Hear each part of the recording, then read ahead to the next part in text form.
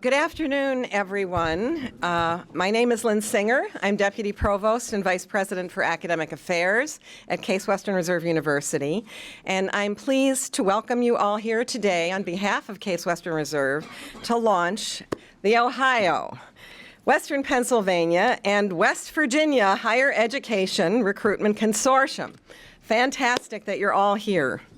For me personally, and for my colleagues Diana Villamoria and Amanda Schaefer, this meeting culminates many years of working on recruitment, retention, and advancement of faculty at Case Western Reserve University.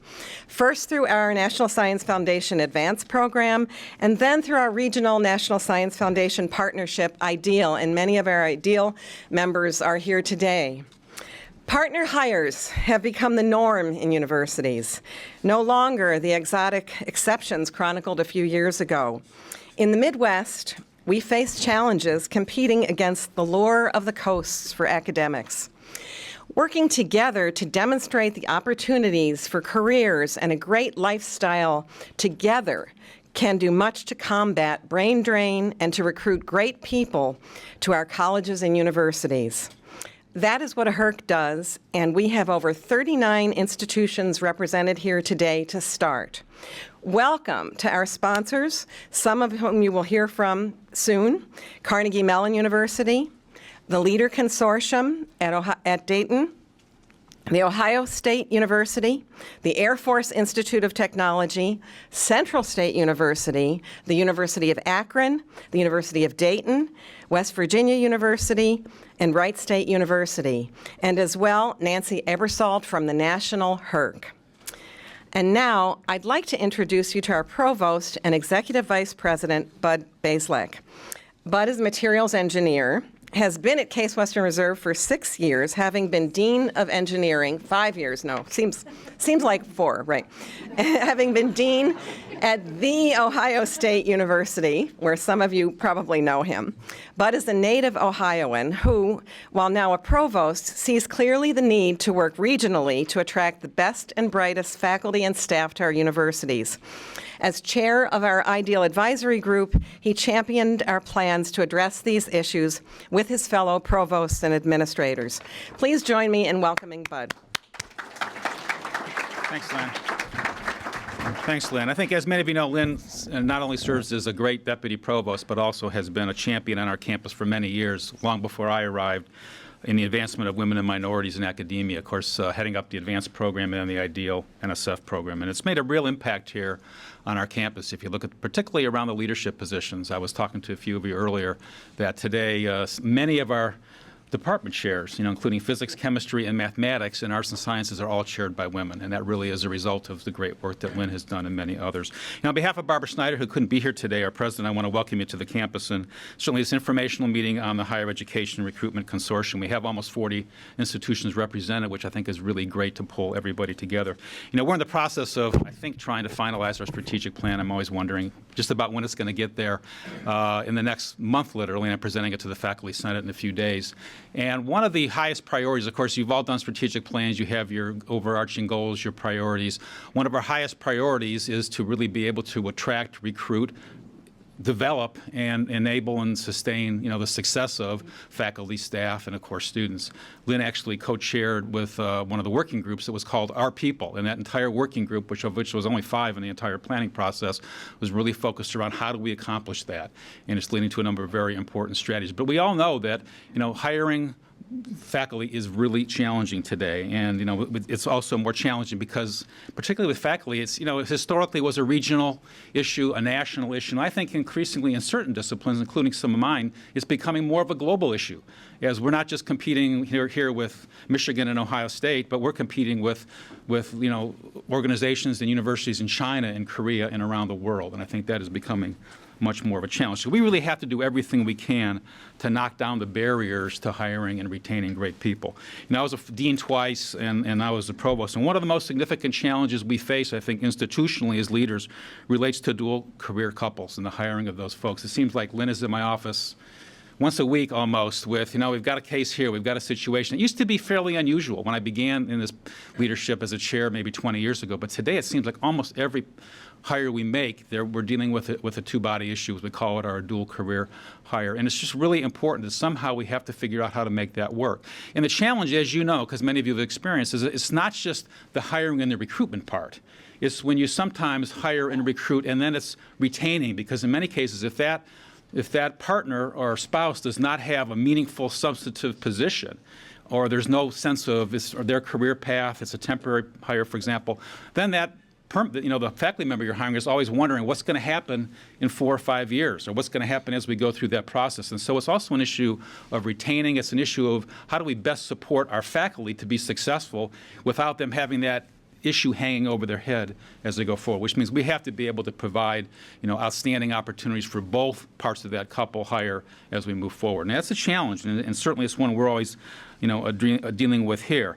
And of course, that also plays very much, as some of the statistics bear out, into our ability to hire and support women hiring and underrepresented minorities, because it has even a greater effect in our ability to do that successfully. And I'm sure you say that's a priority of our institution and certainly many others. I think one of the challenges we have, again, is trying to work as a consortium. I think that actually is an opportunity.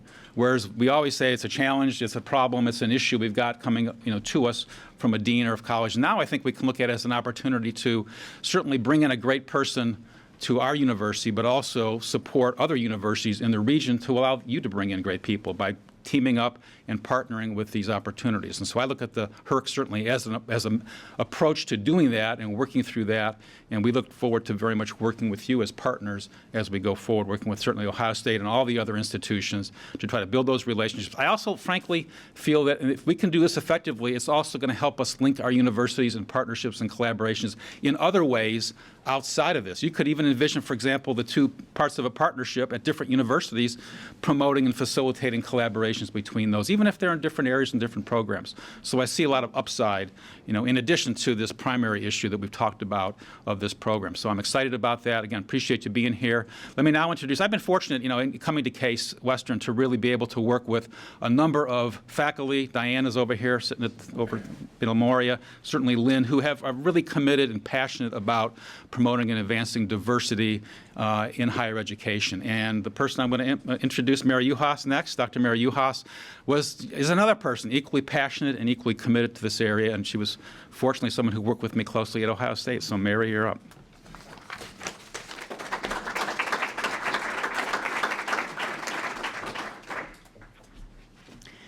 Thank you. Yeah, I mean, this is the bane of my existence. Not Bud, but the two-body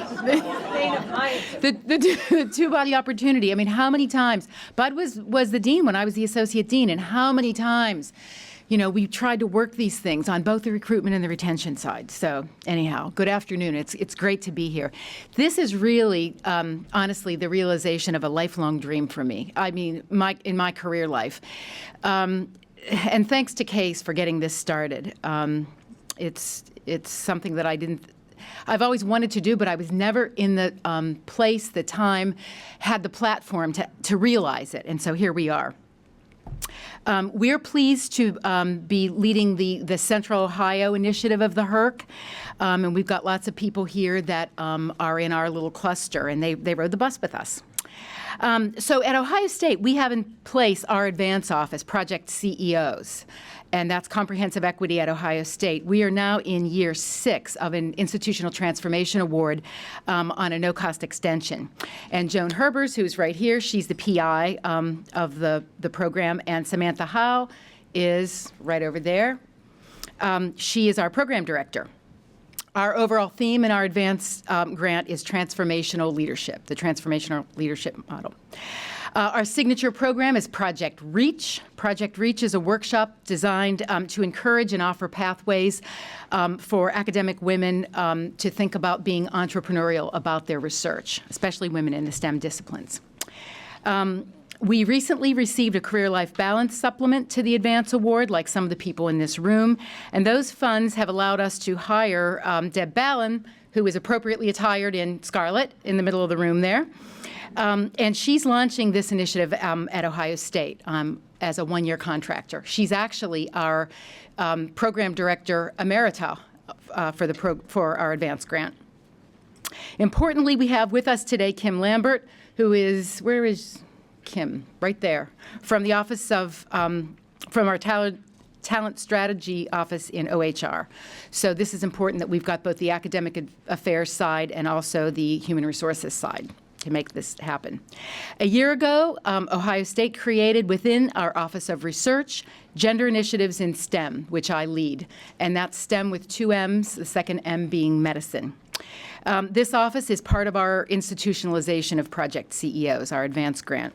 The focus of our office is thoughtful, intentional workforce development, especially as Ohio State prepares to hire 500 new faculty over the next 5 to 10 years, per a directive from our board. So our office will be instrumental in recruitment, retention, and advancement of women research leaders who direct major research centers of excellence. And as we all know, I'm preaching to the choir here, many of them are in partner situations and often within the STEM disciplines. Our program manager in GI STEM is Jenny Heckscher. Jenny is right there. She works closely with Deb Ballum on this HERC initiative and will remain as a co-lead going forward. And so with that as a backdrop, it gives me pleasure now to introduce our next speaker, Dr. David Goldstein, who is the PI of the LEADER Consortium at Wright State. He's also professor and chair of the Department of Biological Sciences. David.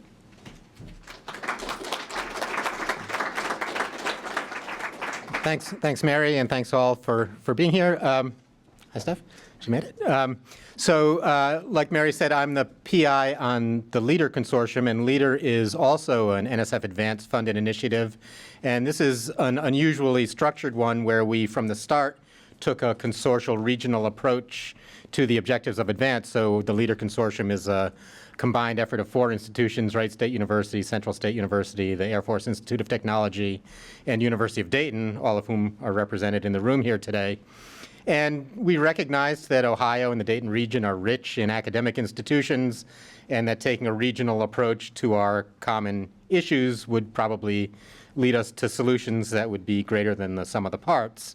And certainly one of the things that we hoped for, and I think it's fair to say one of the things NSF hoped for, was that this consortium and this regional approach would contribute to a solution to dual career hiring.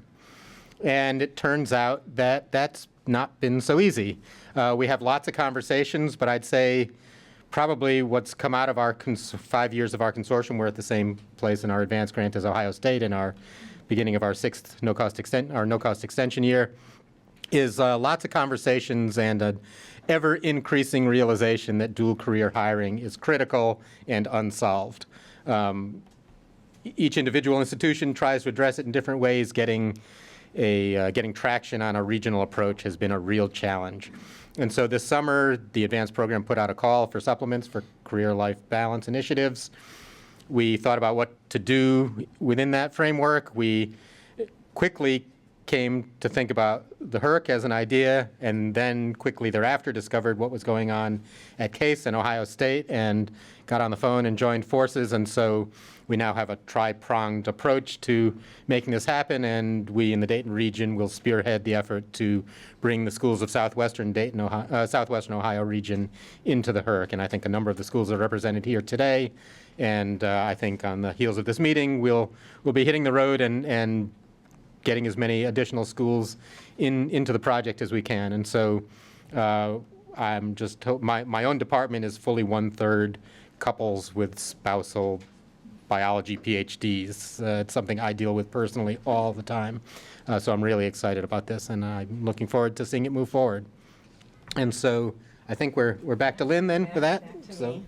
Yeah, it's interesting to hear about how we're all experiencing the same kinds of issues. As Bud said and Mary said, we're all in each other's offices every week. It's reached the point where it's not possible to do this kind of connecting on the phone with the people that you know.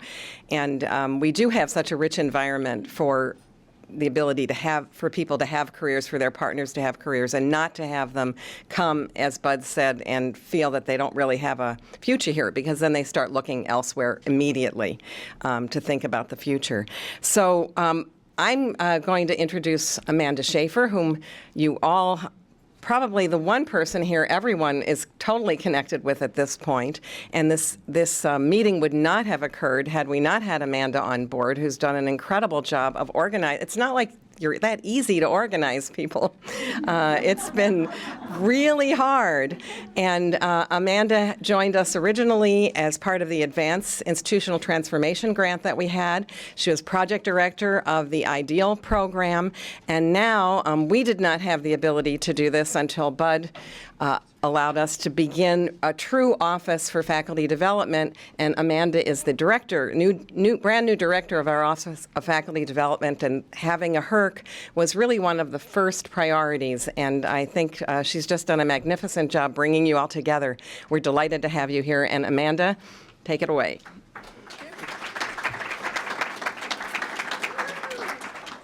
Thank you, Lynn. I'm very pleased to be able to introduce Nancy Aebersold, the founder and executive director of the National Higher Education Recruitment Consortium. I have been looking forward to this moment since 2005, when I first discovered the existence of HERC. Ms. Aebersold is the founder of the Northern California Higher Education Recruitment Consortium in 2000, while she was working under the provost office at the University of California, Santa Cruz.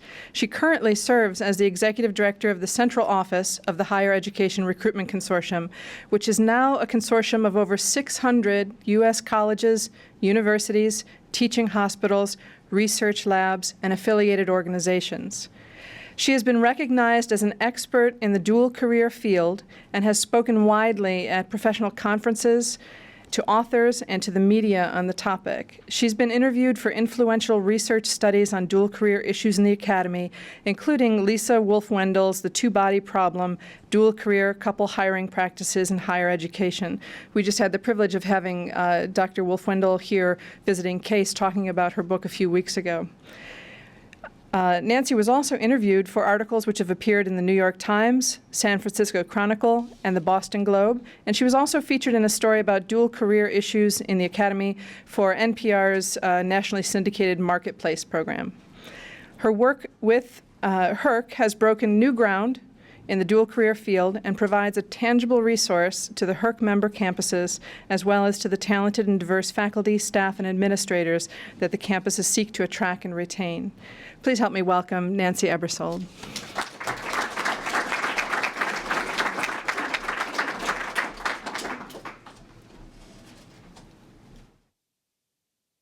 Here, and hopefully you could hear me. It's so nice to see so many Ohioans in front of me. My roots are from Ohio. My Swiss great-grandparents moved to Akron long ago, and this is actually my first visit to this state. I only wish I had more time to explore and enjoy, but thanks for the nice, warm welcome. So let's just jump right in.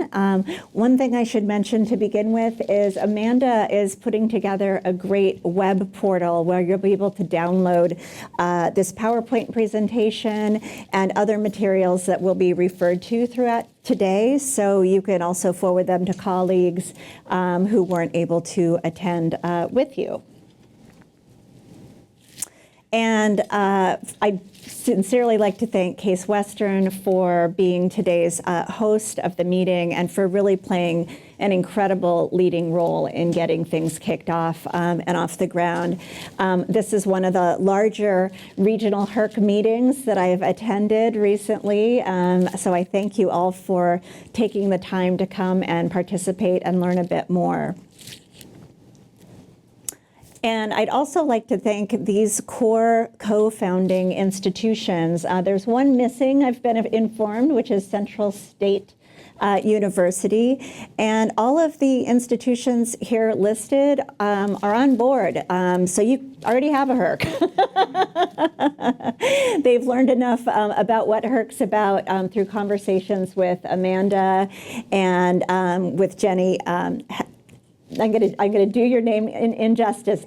Heckscher, ooh, I got it, okay. And with Deb Bellum, who have all just been instrumental in pulling this meeting together. So you've already got an amazing start for collaboration. And it's taken a tremendous amount of collaboration even to get here today and have this meeting. So I'm really impressed with the work that's been done to get us here.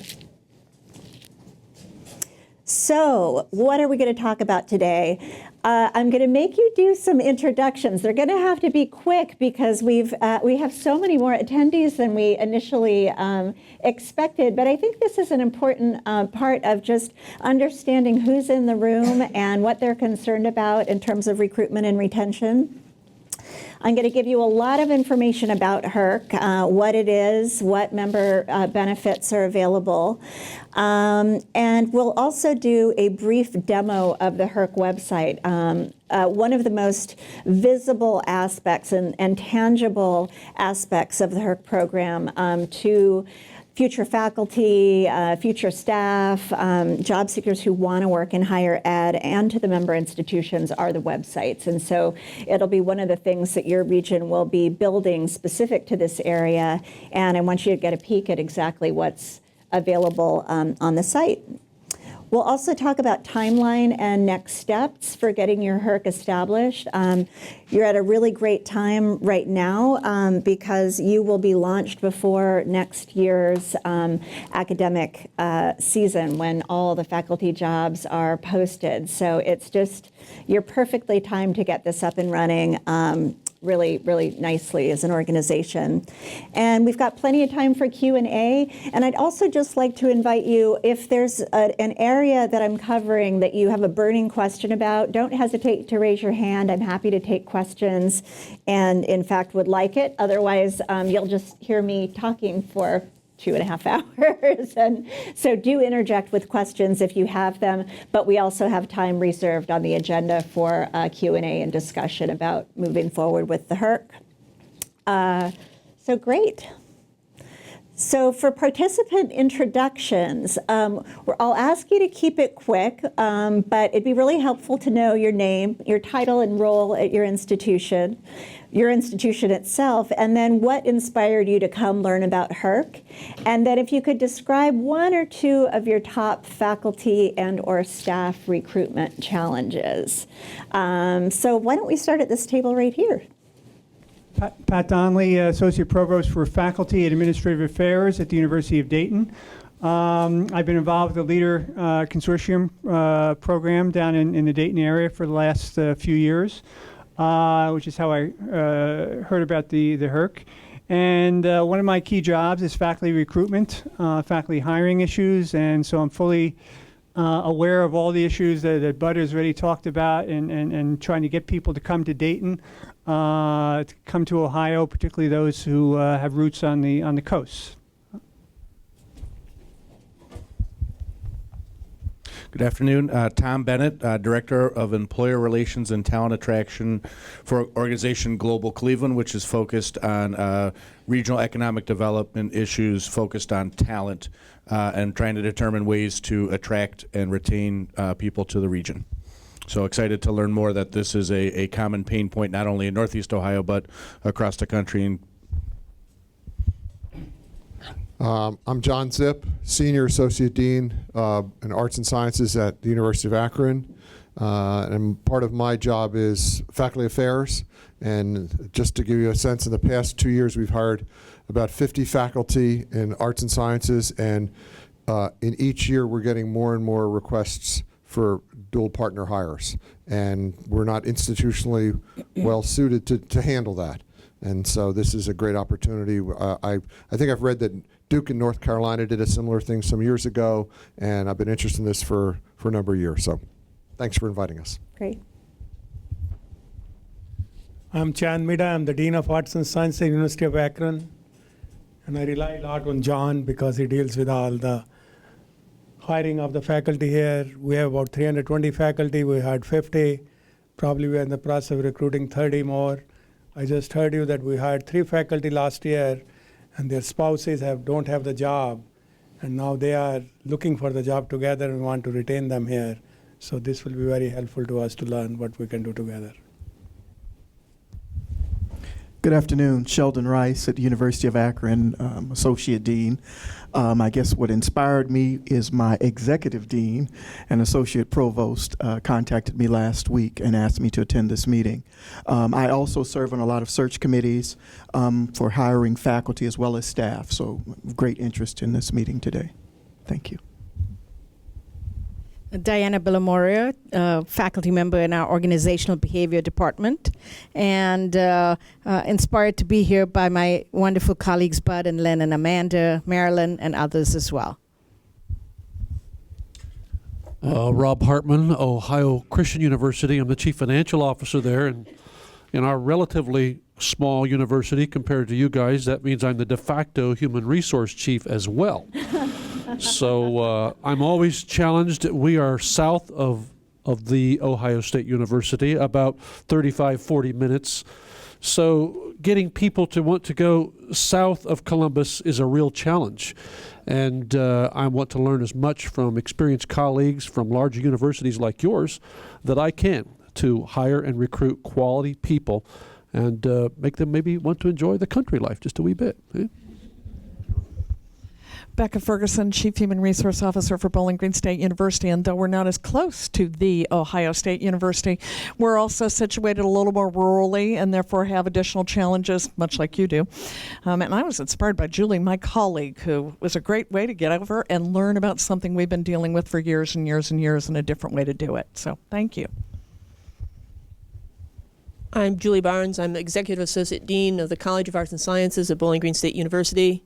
We've tried to hire about 55 new faculty over the last 3 years. This past year, though, I would say about half of the searches wound up with the top candidate having a spouse, and we did not have the ability of finding another position.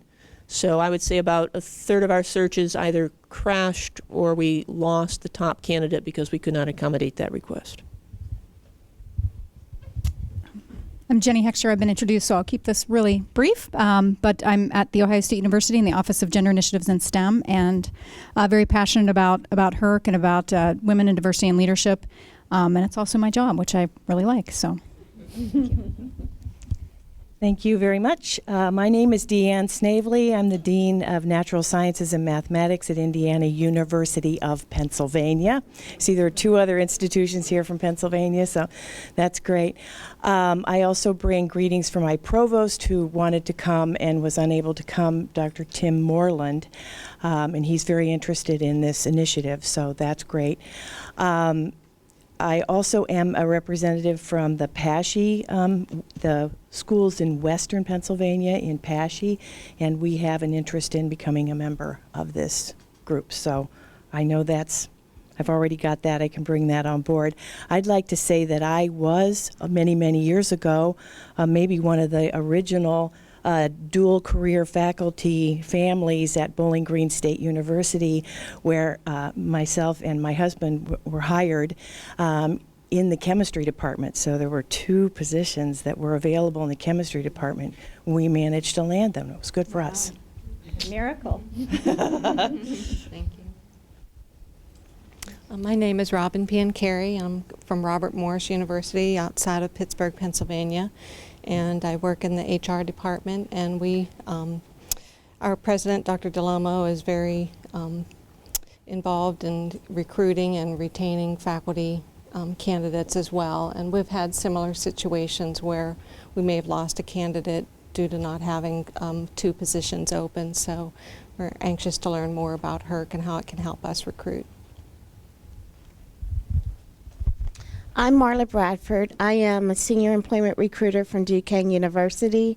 What inspired me to come? My colleague Frank Greco in the back from Chatham and my boss Ryan Dawson inspired me to come here because I handle and assist with the department chairs and the deans with faculty diversity initiatives. And so some of my challenges have been identifying a key candidate that have a trailing spouse and have lost them because there's not an opportunity for that traveling spouse. So I hope that this opportunity in being here today will provide me the information that I need so I can be more successful in helping my faculty and deans. Hi, everyone. I'm Heidi Bachner, also from Duquesne University. Marla works primarily with the academic units at the university, and I work with the non-academic units, so I don't deal as much with faculty. I'm very interested, though, to hear about how the opportunity to collaborate can help us with hiring staff as well. So, thank you. Hi, I'm Ryan Dawson. This is the Duquesne table. I'm Associate Director of HR. We have the same challenges that many of you talked about earlier, but we've seen an increased number of dual career couples, and we're not equipped to bring them on at Duquesne. So it's great to have a program like this. And I also send greetings from Tim Austin, who was part of a HERC. He's our new provost at Duquesne, and he was part of the New England HERC and speaks very highly of this group. I'm Deb Ballum from Ohio State, and I didn't put the "the" in there. None of us is personally responsible for that being in our name. Anyway, I'm here because in a variety of venues through my career, I've worked on trying to increase the numbers of women faculty to represent the numbers of women who hold terminal degrees in various disciplines, and I'm convinced this is one of the final frontiers in being able to accomplish that. So. Howard DeWald, I'm the Associate Provost for Faculty and Academic Planning at Ohio University since July, formerly in the College of Arts and Sciences. My background is chemistry, and as long as we've been at Ohio University, we've had a dual career hiring problem. We used to have an office of dual career hiring. I don't know when it disappeared, so the HERC would be an excellent opportunity for us. I'm Gwen Brooks. I'm also from Ohio University. I work in the Human Resources Office. I'm Director of Employment and Recruitment. When the dual career program went away, it kind of landed in my lap. So we do have a dual career program, but not a department. I was inspired to be here. Deb contacted us, and like Howard said, we have had a long-standing kind of issue because we're a little bit geographically challenged in Athens, Ohio. So it's a common problem for us. So any kind of resources that are available, we're interested in hearing about. I'm Susan Palmer, the Executive Director of a consortium called the 5 Colleges of Ohio. We also have a "the," so at least part-time. These are common problems that even small colleges face, or maybe particularly, and although the 5 work together to advertise jobs, there's just not the capacity. So. Vicki McGillen from the Association of Independent Colleges and Universities of Ohio, and I represent about the other 45 of the colleges. The 5 colleges are part of our group as well. We're working on developing increased collaborations across the institution, but I've been Chief Academic Officer at 2 institutions, most recently one here in Ohio, and I have not only dealt with the issue of the dual spouse, but the whole issue about intentional inclusiveness in the hiring process, and I know that HERC has done a lot of work on developing materials to help faculties and departments work on that kind of inclusiveness. I can also say, having come here from Oregon, those of us on the coast don't always think that we have the easy job in the world, because in Oregon we couldn't figure out why anyone would want to come to Oregon. So. Oh, sorry. Okay. I'm fine. Give it to him.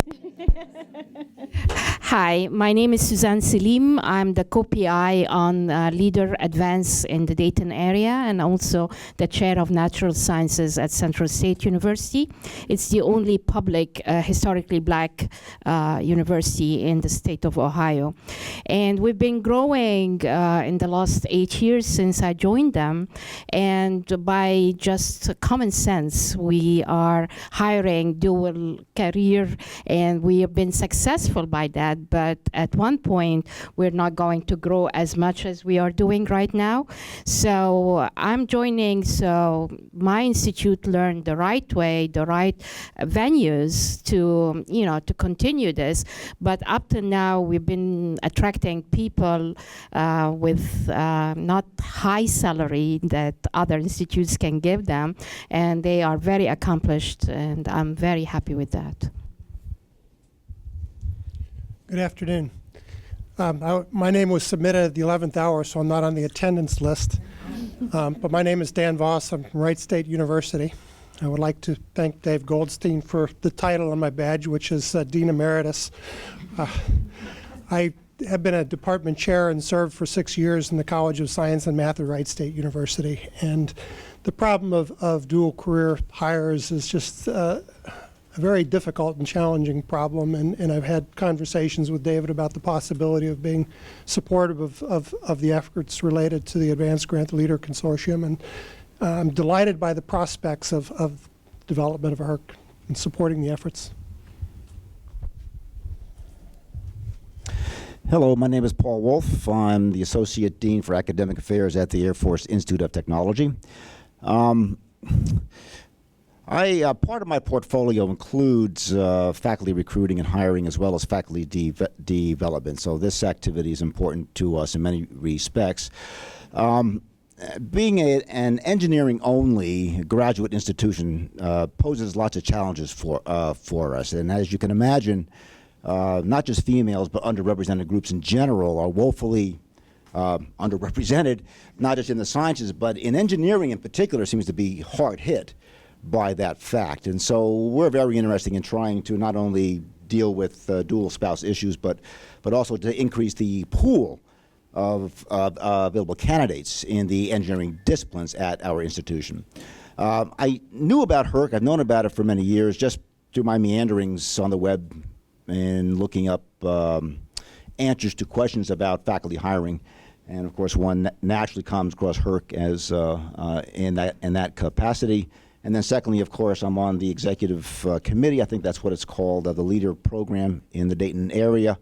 And I've been involved with that activity since its inception.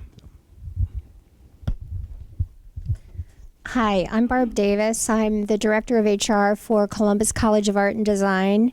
We're a creative group there, and I'm just so excited to be around some academic people and learn something. My name is Bob Klein. I'm with Gannon University in Erie, Pennsylvania, and I am the Director of Human Resources there. We are a recipient of a National Science Foundation grant, and as part of that grant, we have had funding to establish a dual career website, which we've just started to roll out as a means to work with not just academic employers in our community, but with other employers of professional people in our community. And we're here, but that's only one piece, and I'm realizing there are many, many facets to the challenge. So we're here to learn more about what other institutions are doing.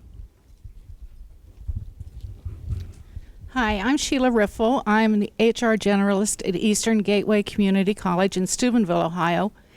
And probably the main reason I'm here is we have gone from being one of the smallest community colleges in the state to more than doubling our service area. We've gone from a 1-county service area to 4 counties, and we extend from Steubenville to Youngstown. And with the volume of faculty that we have to hire for our Youngstown site, I need help. Thank you. I've already sort of been introduced. I'm Samantha Howe. I'm from The Ohio State University, and I'm the program director of our advanced grant there.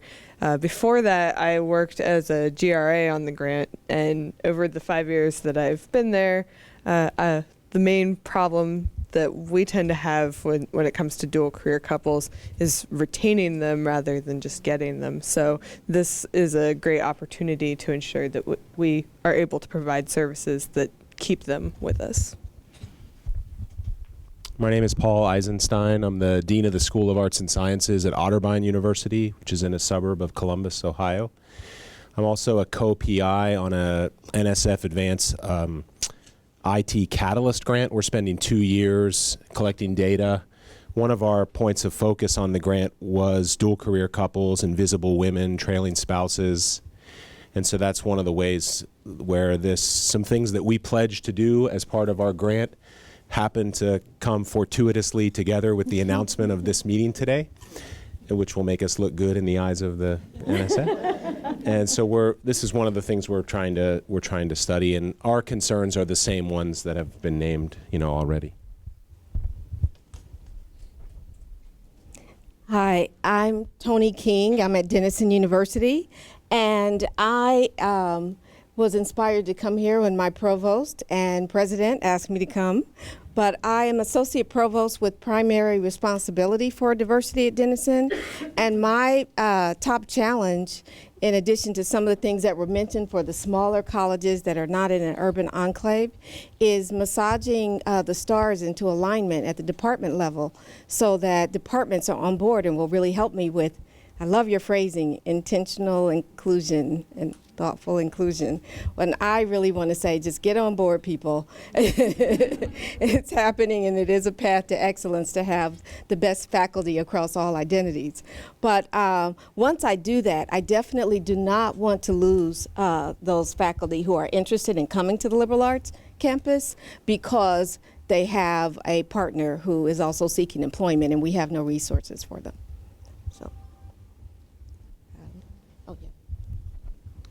Hi, Terry Riley. I'm Associate Provost at Youngstown State University. I have a personal interest because years and years ago, my husband and I were in the situation of searching for 2 jobs in the same place. We were very lucky that we found 2 jobs at Youngstown State.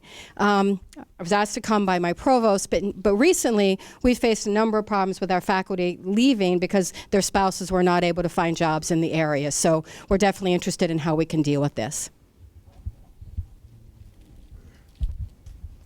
Hi, I'm Daniel Holm, Chair of Geology at Kent State University, former IDEAL member, and as an outcome of that, Kent State now has a Presidential Commission for Women in STEM Education and Research, and that, and so I, as chair, in the last 5 or 6 years, have hired 5 or 6 people. The most recent one being a dual career hire that we managed to do. But that's those, as we all know, those situations at one university are extremely tough, and by doing it with a consortium, we can certainly get a lot more done. So hope to do that.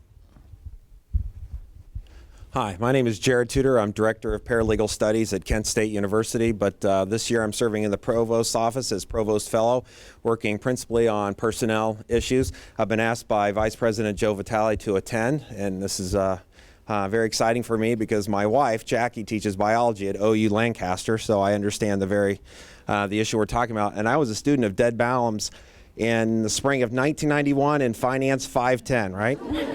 Okay.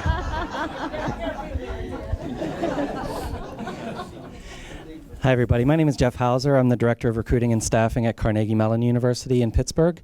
Very excited to be a part of this group. And it's funny, for all of the concentration of higher education institutions in our region, there's really nothing to address this issue. So this is just a great opportunity to collaborate with other places and just within CMU between the faculty, which I typically have no interaction with, and the staff. And I'm looking forward to working with our provost's office in working on this together. So welcome. Thank you.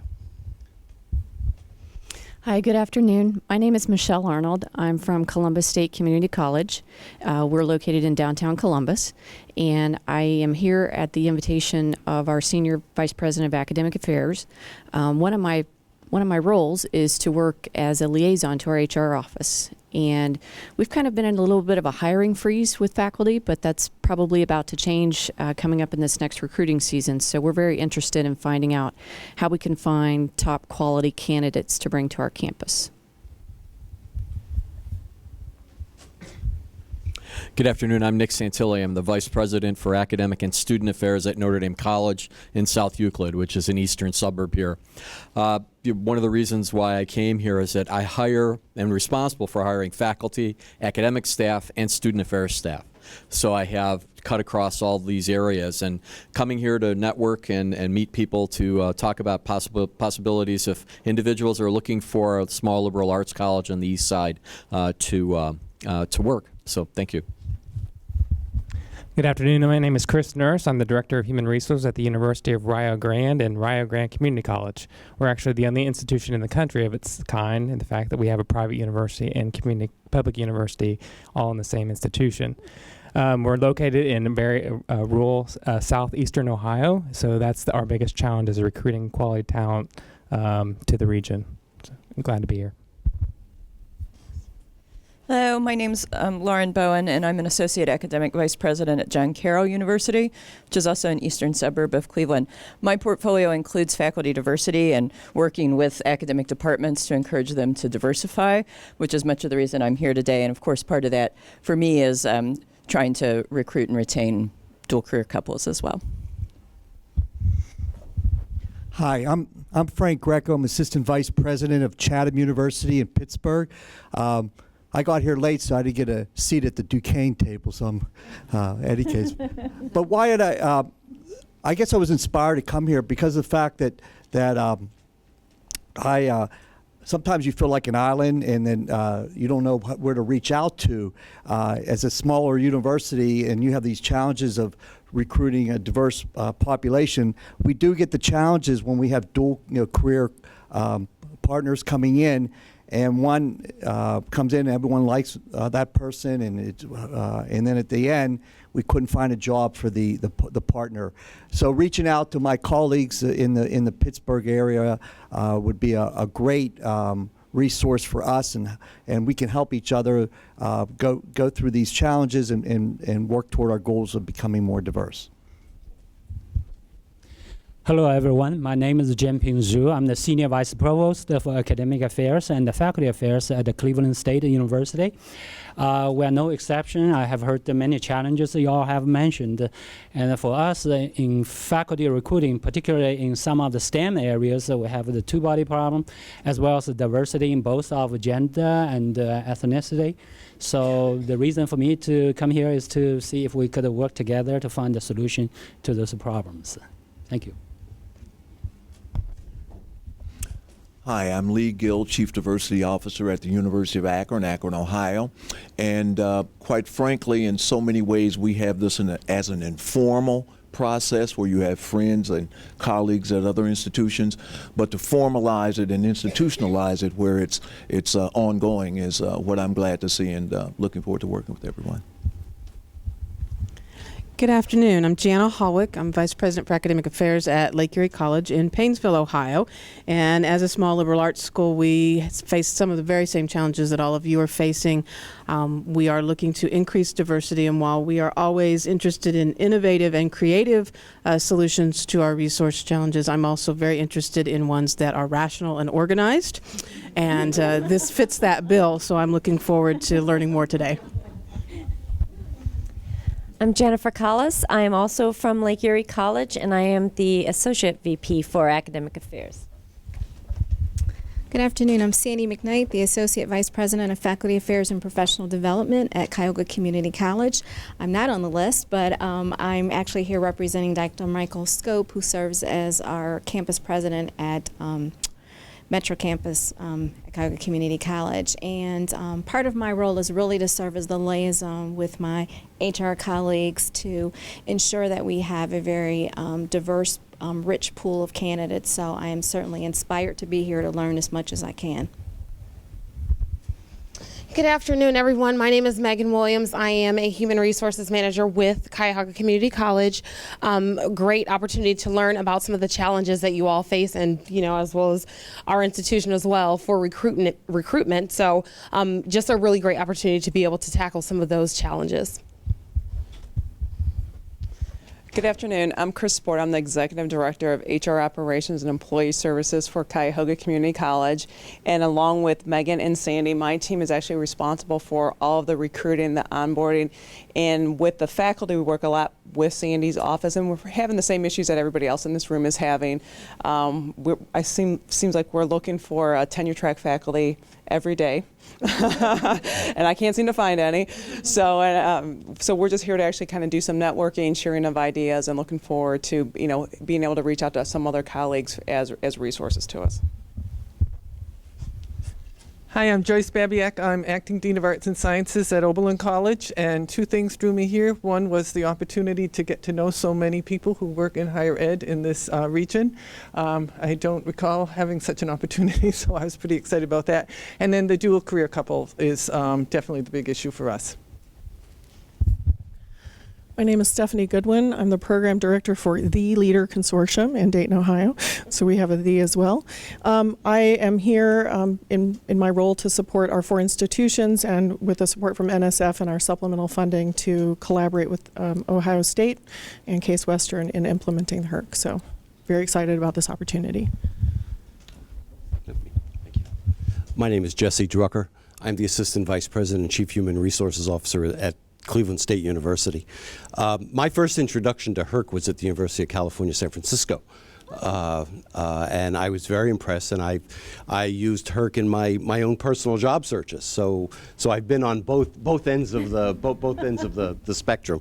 I guess at Cleveland State, on the staff side, I think we're looking to create more robust, a more robust pool of applicants, in the sense that people may be afraid to come to Cleveland. What's in Cleveland? And of course the trailing spouses for both staff and faculty. We're affected, as a number of the state institutions are, with changes in the pension in 2014 and 2015, and we expect a large number of faculty and staff to leave during that time. And we have a great number of long-term employees, staff and faculty. So we believe that HERC will be a very, very good launching pad to help us change the face of Cleveland State, to help us find more robust applicant pools, and to address our recruitment and retention problems and the trailing spouse issue.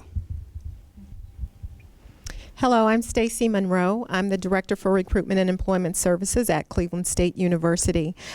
Hi, Joe.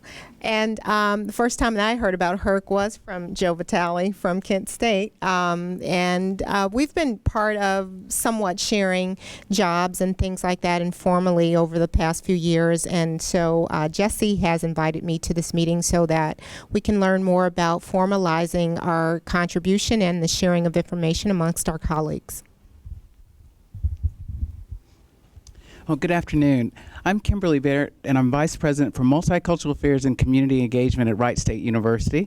And I have the pleasure of working with David Goldstein and Stephanie Goodwin on our LEADER grant. And one of the things that inspired me to come today was looking at how we can institutionalize many of the promising practices that they've started with the LEADER grant. And but the thing that probably most immediately inspired me to be very interested and happy that this came along when it did is that this summer I did a workshop with our chairs, our academic department chairs, about how to recruit and retain a diverse faculty to achieve inclusive excellence.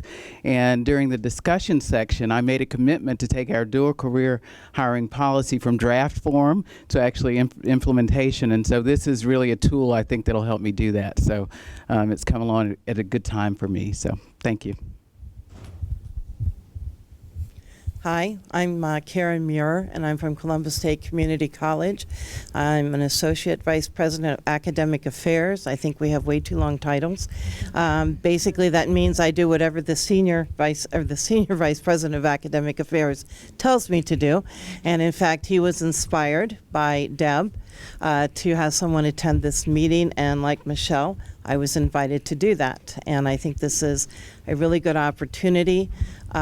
Our student demographic is very much like the American demographic today, extremely diverse. And one of the things we want is for our entire campus to reflect that demographic. And I think this is an excellent opportunity to do that. Hi, I'm Brenda McKinnon. I'm the Director of Human Resources at Marion Technical College. We're a small 2-year non-union college in Marion, Ohio. And along with every other reason that everybody else is here is we're having problems recruiting for our nursing and allied health fields because we cannot get them to come out of the professional setting. So that is the biggest reason why I'm here, is to look for some ideas or suggestions and some recruiting techniques anywhere that I can try and find. That's also cost effective. You know, when you advertise in the Columbus Dispatch, no offense, you know, and it's $1,500 and you get 0 applicants, you know, I'm looking for a better way of advertising to hit the pool that we need in order to fill those positions. And we're also in the same boat as Cleveland State with the state retirement system changing that's coming up. Almost 40% of my workforce could retire tomorrow. We have a lot of longevity at Marion Tech. So I've got a huge recruitment task that's going to be coming up very quickly. Good afternoon. I'm Kim Lambert, and I'm from The Ohio State University. And what brought me here today is, I think it was day 2 on the job. I had a meeting with Mary Uhas, and she said, I need help. We have this great, you know, faculty member we're looking to hire, but the spouse or trailing partner needs a job. And they're not going to accept our offer until we can guarantee them or find them opportunities. So that was day 2 on the job, and it seems like I've continually hit that bump with every other hire we're, you know, running into. And it really is important to attract top talent to have those options and opportunities for the partner or spouse. So I'm here to learn more about what other, you know, higher academia units are doing, and how, instead of it becoming a fire drill every time this happens, to become more of a process or procedure. So I'm very excited to be here. Good afternoon, everyone. I'm Marilyn Mobley, Vice President for Inclusion, Diversity, and Equal Opportunity, Case Western Reserve University. Yes, the title is too long, but welcome to our home. Nancy, I'm also from Akron, so welcome home. Oh, thank you. But I'm here, I think, because my provost asked me to be here, or maybe the deputy provost, I don't know, one of them asked me. And the faculty diversity officer reports to me, the faculty diversity manager reports to me, and so we assist the university with getting a diverse pool. And I, at one point in my own life, was on the other side of this challenge. I was recruited from Berkeley, and they hadn't worked through the kinks. They hadn't worked through the nuances of how to, I'm not married now, but I was then. And so, so I was aware of it from that perspective. And now here at our university, we've had a couple challenges that had me running to Bud or running to Lynn. And so the ways that we can institutionalize this and have help from our neighboring community, our neighboring schools, is really significant. So I'm glad to be here. Hello, everyone. I'm Rob Lyons. I'm at West Virginia University. I'm the Director of Affirmative Action Equal Opportunity. And this feels a little strange. I almost feel like we're doing introductions like theater in the round, and I would just kind of do this the whole time I'm talking to not be rude to anybody. But, you know, as everybody's kind of going through their issues, I'll be brief. I'm not going to recount them, but I'm kind of like, yeah, we got that one, got that one, got that one. So I won't recount all those. I feel fortunate to have my colleague with me, because between the two of us, we touch pretty much anybody who's hired at WVU, because we actually do a lot of the things that an HR office would do on the faculty side. So without further ado. Hello, I'm Andrea Yanego, and I'm the Director of Employment Services at West Virginia University. And like Rob said, we really work hand in hand. He does the faculty side, I do the staff side. But we do have a dual career program actually in our office, and it's what I'm looking for is actually like helping our dual career spouses and partners find employment. We're fairly successful with that, but we do have a lot of failed searches because we don't have that opportunity for that spouse and partner to go ahead and come to WVU. So I'm looking for ideas, and I'm very, very excited to be here. Good afternoon. My name is Jim Perrone, and I'm the interim associate dean of the faculty at Mount Union, I almost said Mount Union College, at the University of Mount Union. And I'm here for the same reason as it sounds like just about everybody else is. In particular, we've had tremendous challenges probably in the last 4 or 5 years in terms of retaining dual career faculty where one of the partners is not able to get a job, and that's my primary reason for being here. Good afternoon, everybody. I'm Joan Herbers. I'm the principal investigator of the Advanced Grant at Ohio State University. And I just want to tell you a little bit about my personal history because I have lived this experience. I'm part of a dual career couple. My husband and I split a job early on in our faculty lives. And I'd love to talk to any of you who are interested in shared or split positions because I'm writing a book about that.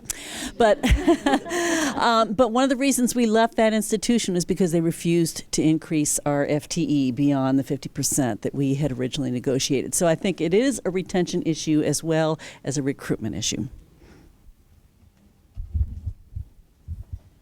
Good afternoon. My name is Christy Robbins, and I'm Chief of Staff at Otterbein University, located in Westerville, Ohio. It's a northeast suburb of Columbus, and I've been with Otterbein for a couple of years. My role really works across the institution, and I work very closely with our Board of Trustees and with our strategic plan, and one of our strategic priorities is to invest in human resources. And we're working very hard to move our HR function from a tactical personnel type function to more of a strategic business partner. And as Dean Eisenstein said, we also have an NSF grant, advanced grant, so our stars are kind of aligning here. So it's a great opportunity for us to network, to get to collaborate, to get to know other universities and institutions, but to align this with our strategic business plan.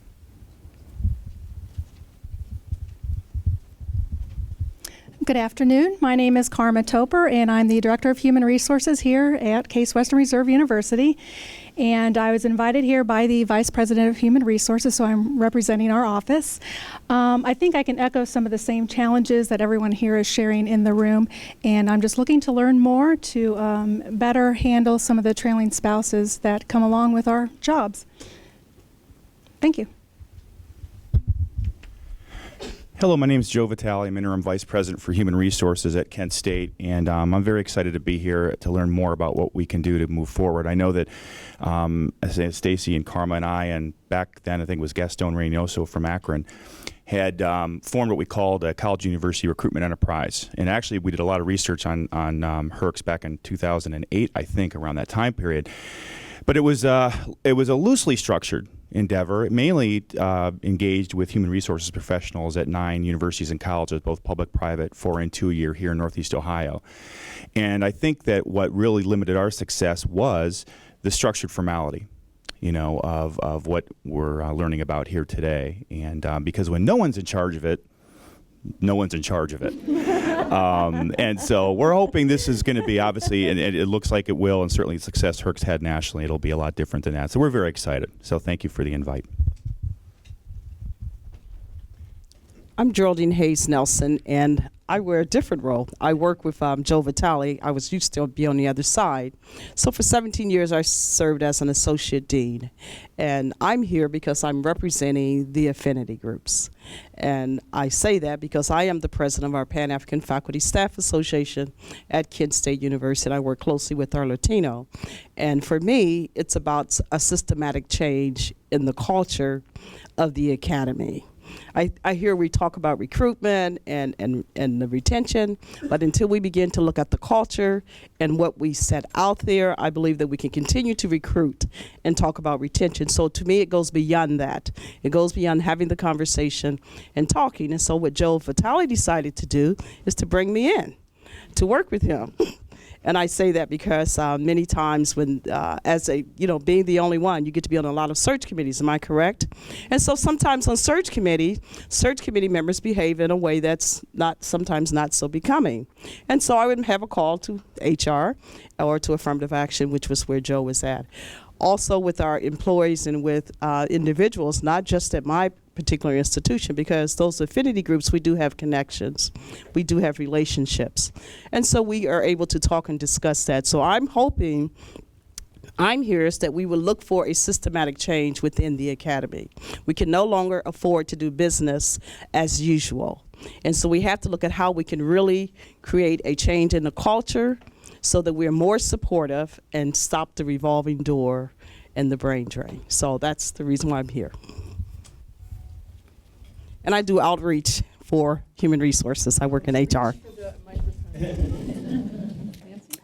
that was just so worthwhile. Thank you, everyone, for contributing. And I think that what it tells me is that we're all in the right place at the right time to move something very impactful forward for this region. And I think I'll be addressing just about every concern that was raised. So thank goodness it's all in the deck. You'll learn about everything that you want to learn about.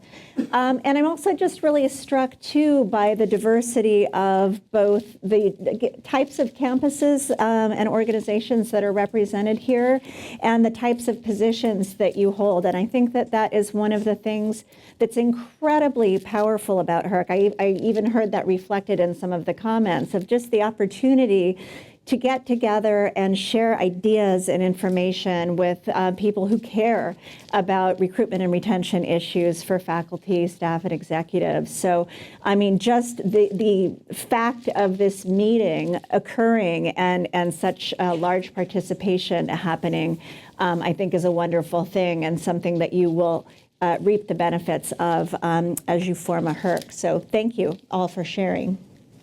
All right.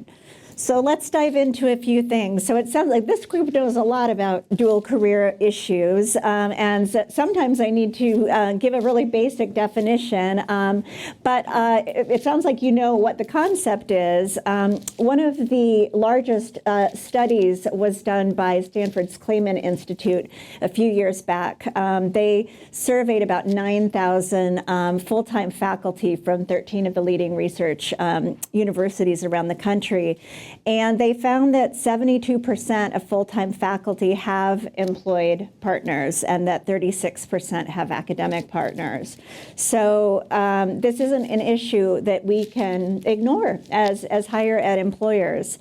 Some of the key takeaways from this study were that unresolved partner predicaments, it's one of the most cited causes of recruitment failure. And I think that just hearing your experiences in the room also validates that. 88% of dual career highs surveys wouldn't have accepted offers if not for attention to the spouse or partner's predicament, even if that wasn't an actual job, but having some kind of way to help facilitate their gainful employment. And that the majority of the dual career survey responders were unaware of any dual career policies or supports available to them, but that institutions with written policies are perceived as offering the most support. So addressing this is key. And then belonging to a regional HERC was one of the top 10 key recommendations made by the study's authors. And, we found that gratifying because, we feel like what we're doing is making an impact in this area, and the Clayman folks support that. So what does the study mean for campuses? It really means we're not just recruiting individuals anymore. We're recruiting families. And that's a core part of what HERC does, is really acknowledging that people come with more than just themselves these days. So I want to give you just a little bit of history about myself, because it will kind of tell you how I came to help found HERC 13 and a half years ago. I was hired at the provost office at the University of California, Santa Cruz, after we did a big joint faculty administrative study at the campus to evaluate why weren't we getting our first choice hires.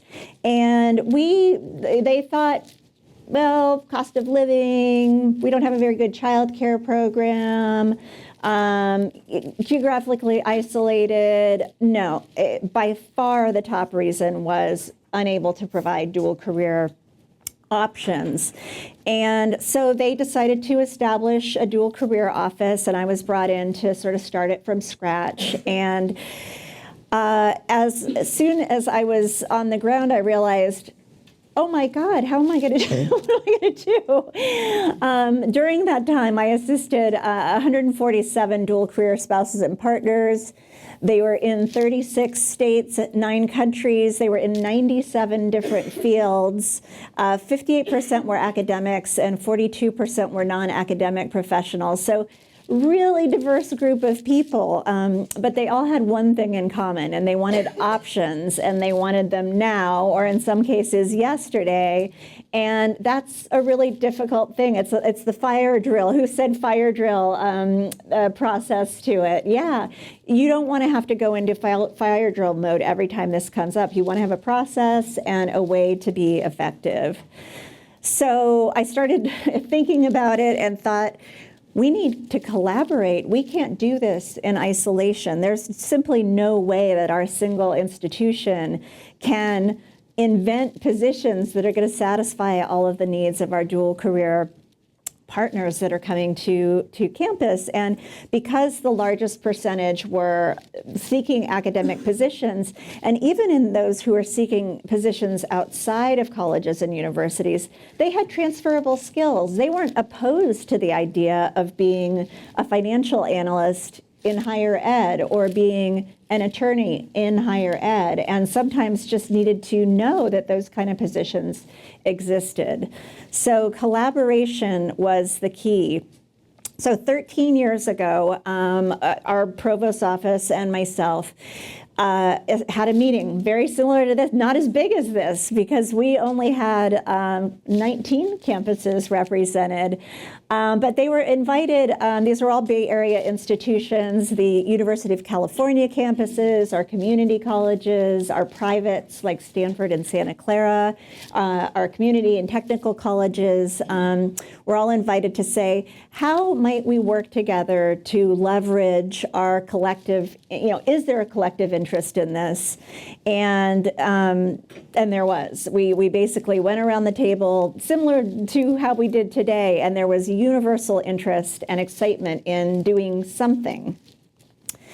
And that was basically the birth of HERC. We really centered around the dual career issue being our centerpiece. And one of the things that I proposed, being a dual career director, that it was very self-interested, actually, that would be very helpful to me was to have a website where all of these campuses would post all of their open positions in one single place, so that myself, as a dual career director, didn't have to chase down 40 different separate websites. And at the time, Stanford didn't even post their faculty positions. This was game-changing for them in terms of their own process, being more transparent. And the idea was, let's make this a clearinghouse and really make higher ed an employer of choice, and this be a really easy experience for dual career spouses and partners to identify possible positions that could be,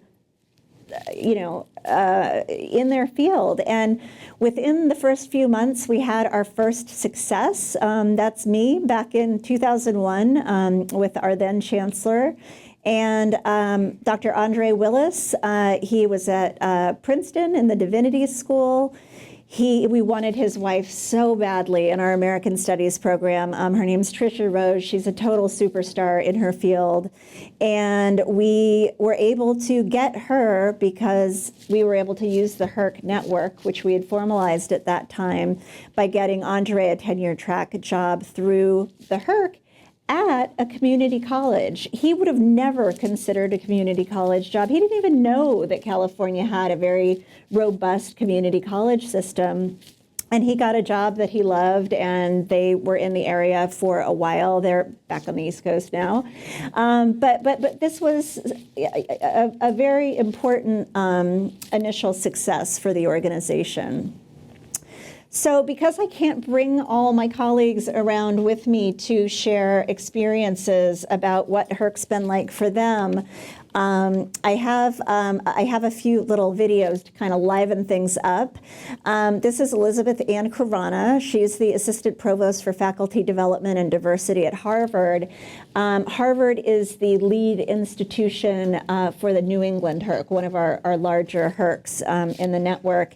And I thought you might like to hear what she has to say about why the dual career issue is so important.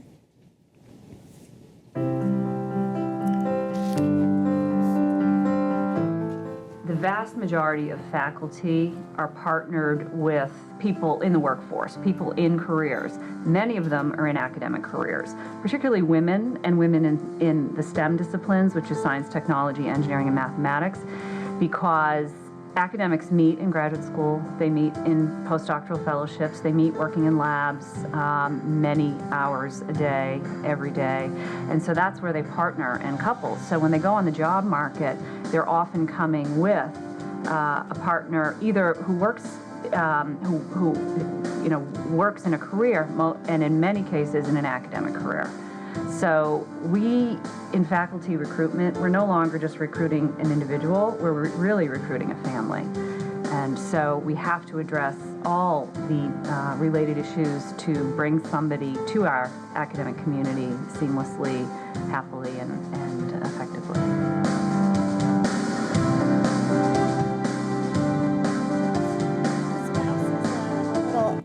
Pesky, sorry about that. And then she's going to talk a little bit about specifically some of the ways HERC helps dual career couples.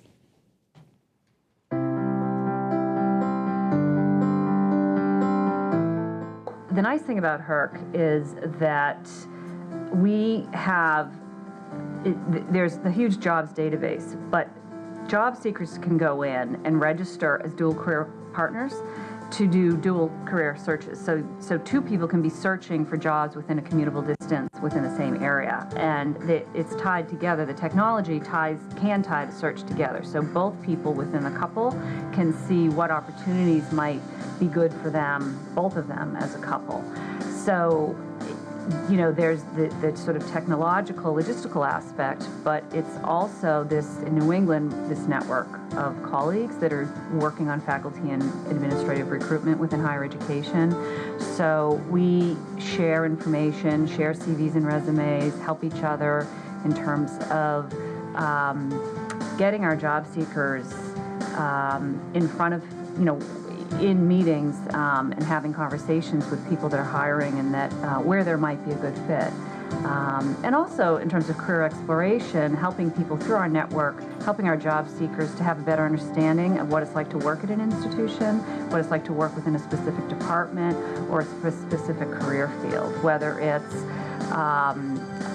evolutionary and developmental biology, or alumni affairs and development, or student affairs, or you name it. We have to be very creative in our approach. So the most important thing is to really get to know the family and the people involved and what their needs are, what their interests are, and to help to network them, because it's about a process.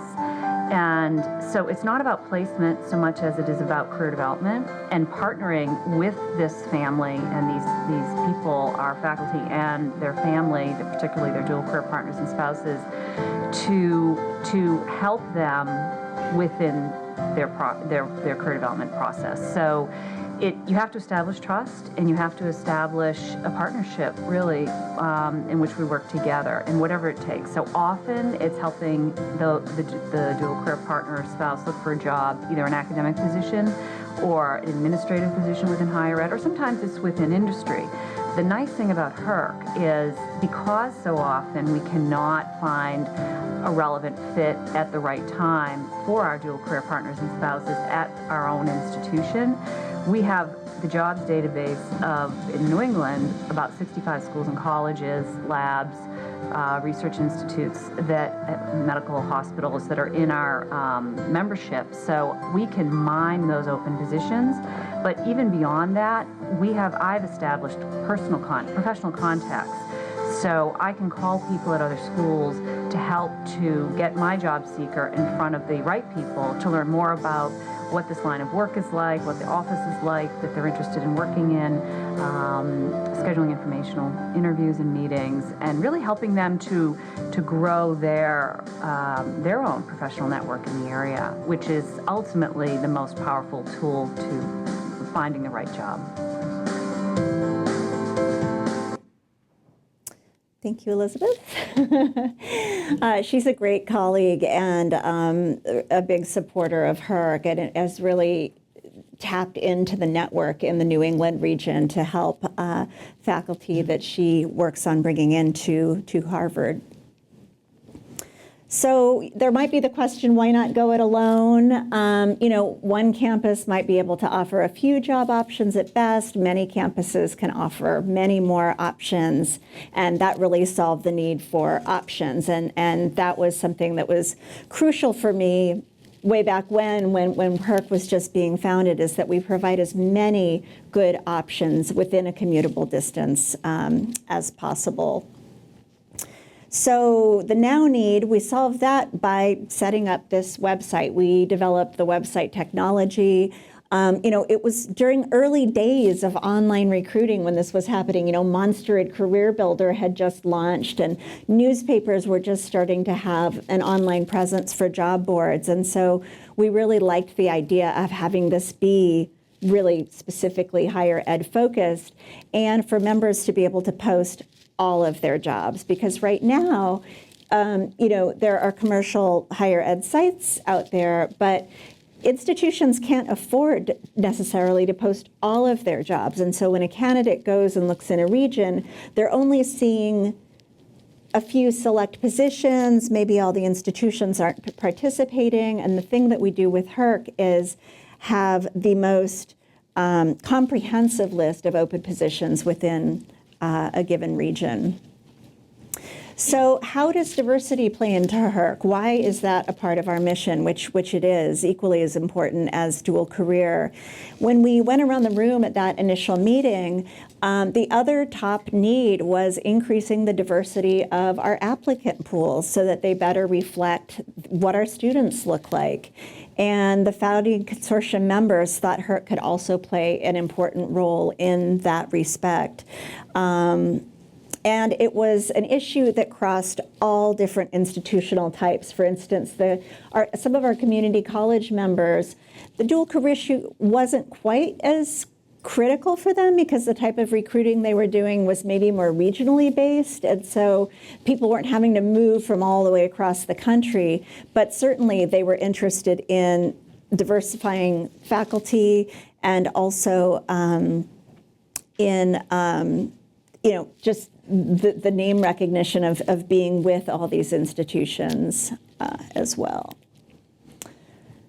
So one of the ways that HERC really helps to, and I'll be talking quite a bit more about all the different diversity initiatives that HERC has, but we really want to remove barriers and to be more transparent in the process. I mentioned earlier that some of our institutions to begin with didn't even post their jobs online. I mean, how are those jobs getting filled? If people don't know about them, they can't apply for them. And so that's one of the things that HERC does, is really making that process transparent. And we also, and we'll get into this a bit more later, through our websites, we have inclusive imagery so that we have people of all different types on the website. We do advertising in diversity-focused associations and publications. We have partnerships, and we also attend conferences to reach out directly to job seekers. So it's a place where we invest a lot of our resources as an organization at the national level, but also within the HERC regions as well. So this is HERC's vision and mission. I won't read it aloud. I'll just give you a second to sort of take that in.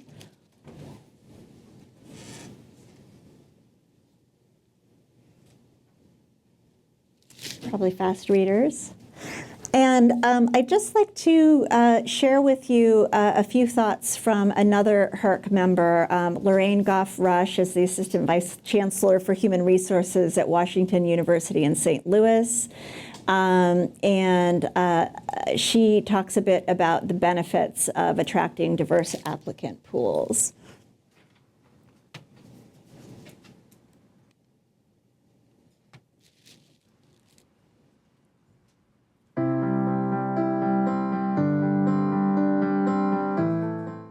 One of the biggest benefits of having a diverse applicant pool helps increase opportunity for diverse hires. And I think most of us would agree that a diverse faculty and staff enriches the experience that our students have while on campus.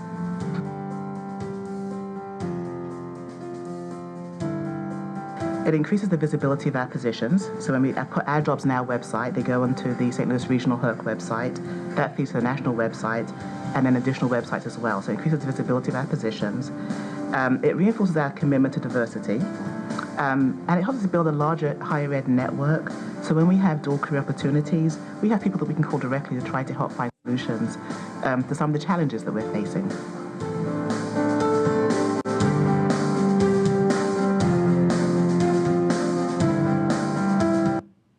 Sorry about that.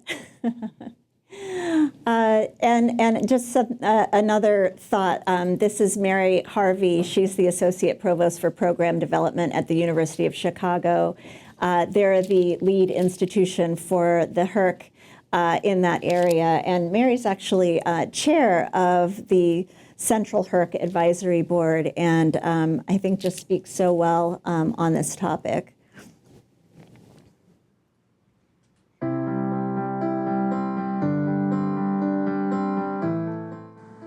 I guess the first thing one needs to say about the reasons for faculty diversity is inside the classroom. And students need to see mirrored at the front of the classroom individuals who look like them, who come from the same backgrounds as they do.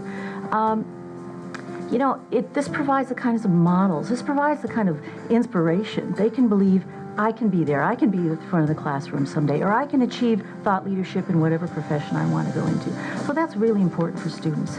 You know, it's important too I believe, and I think a lot of us in higher education believe, it's important for our campus community to reflect the community at large. So, you know, if we're in a community that's very diverse, all of our faculty shouldn't look white. There's something wrong with that, you know? It shouldn't be a bunch of white males. So it's really important that we're showing that institutionally to the world. And I think a third thing that's really important about why diversity matters in our faculty, and that sometimes is forgotten, is what it means for the creation of new knowledge. I mean, diversity of perspectives brings a more energized and exciting academic environment. People who've had a different kind of life experience ask different questions. And it enriches the dialogue. It creates a contestation inside the academy. And it means that we just, you know, we come up with newer, better ideas. And I think we deepen understanding.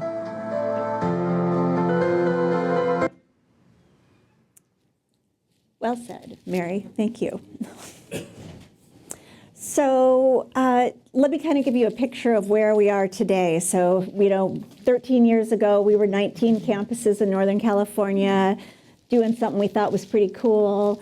But higher ed being what it is, once folks started finding out about HERC, they started contacting me and saying, we want to start our HERC in our region. Can you help us? And we sort of had a snowball effect. And over the last 10 years, HERC has grown to 16 regions in the U.S. With 20 states and the District of Columbia represented. We have more than 600 member institutions of all types.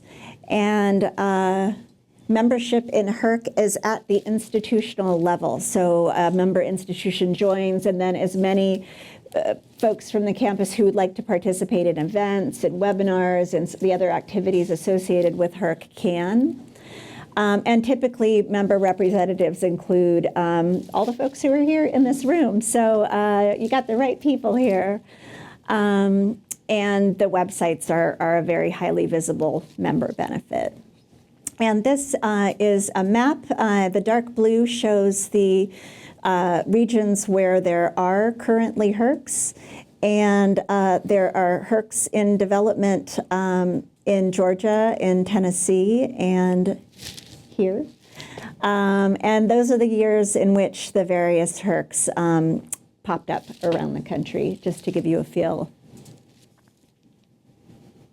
So we've seen incredible growth over the last period of time, both in terms of member institutions and also in terms of our registered job seekers on the HERC website. And we expect, there was a little lull during the downturn, but we expect growth to continue at a pretty high rate. So we sort of like to think about HERC as one organization that has many benefits. And the reason why this is so important is because each institution's a little bit different and will find different things from their HERC membership that are meaningful to them. Not each institution is the same. And so these are sort of the 4 quadrants that HERC is making an impact on. Obviously, dual career, diversity recruiting, professional development, and cost savings, which is something that we haven't talked about yet, but is also a big deal. So this used to be the old paradigm. I don't know if you can read that there from the back, but it says, and do you take Jane knowing it's going to be hell for some university to hire you both? No longer do we want that to be the paradigm. We really want to view dual career couples as an opportunity, and I think you pointed that out quite well. And the way that you can do that is by having a diversity of campuses working together.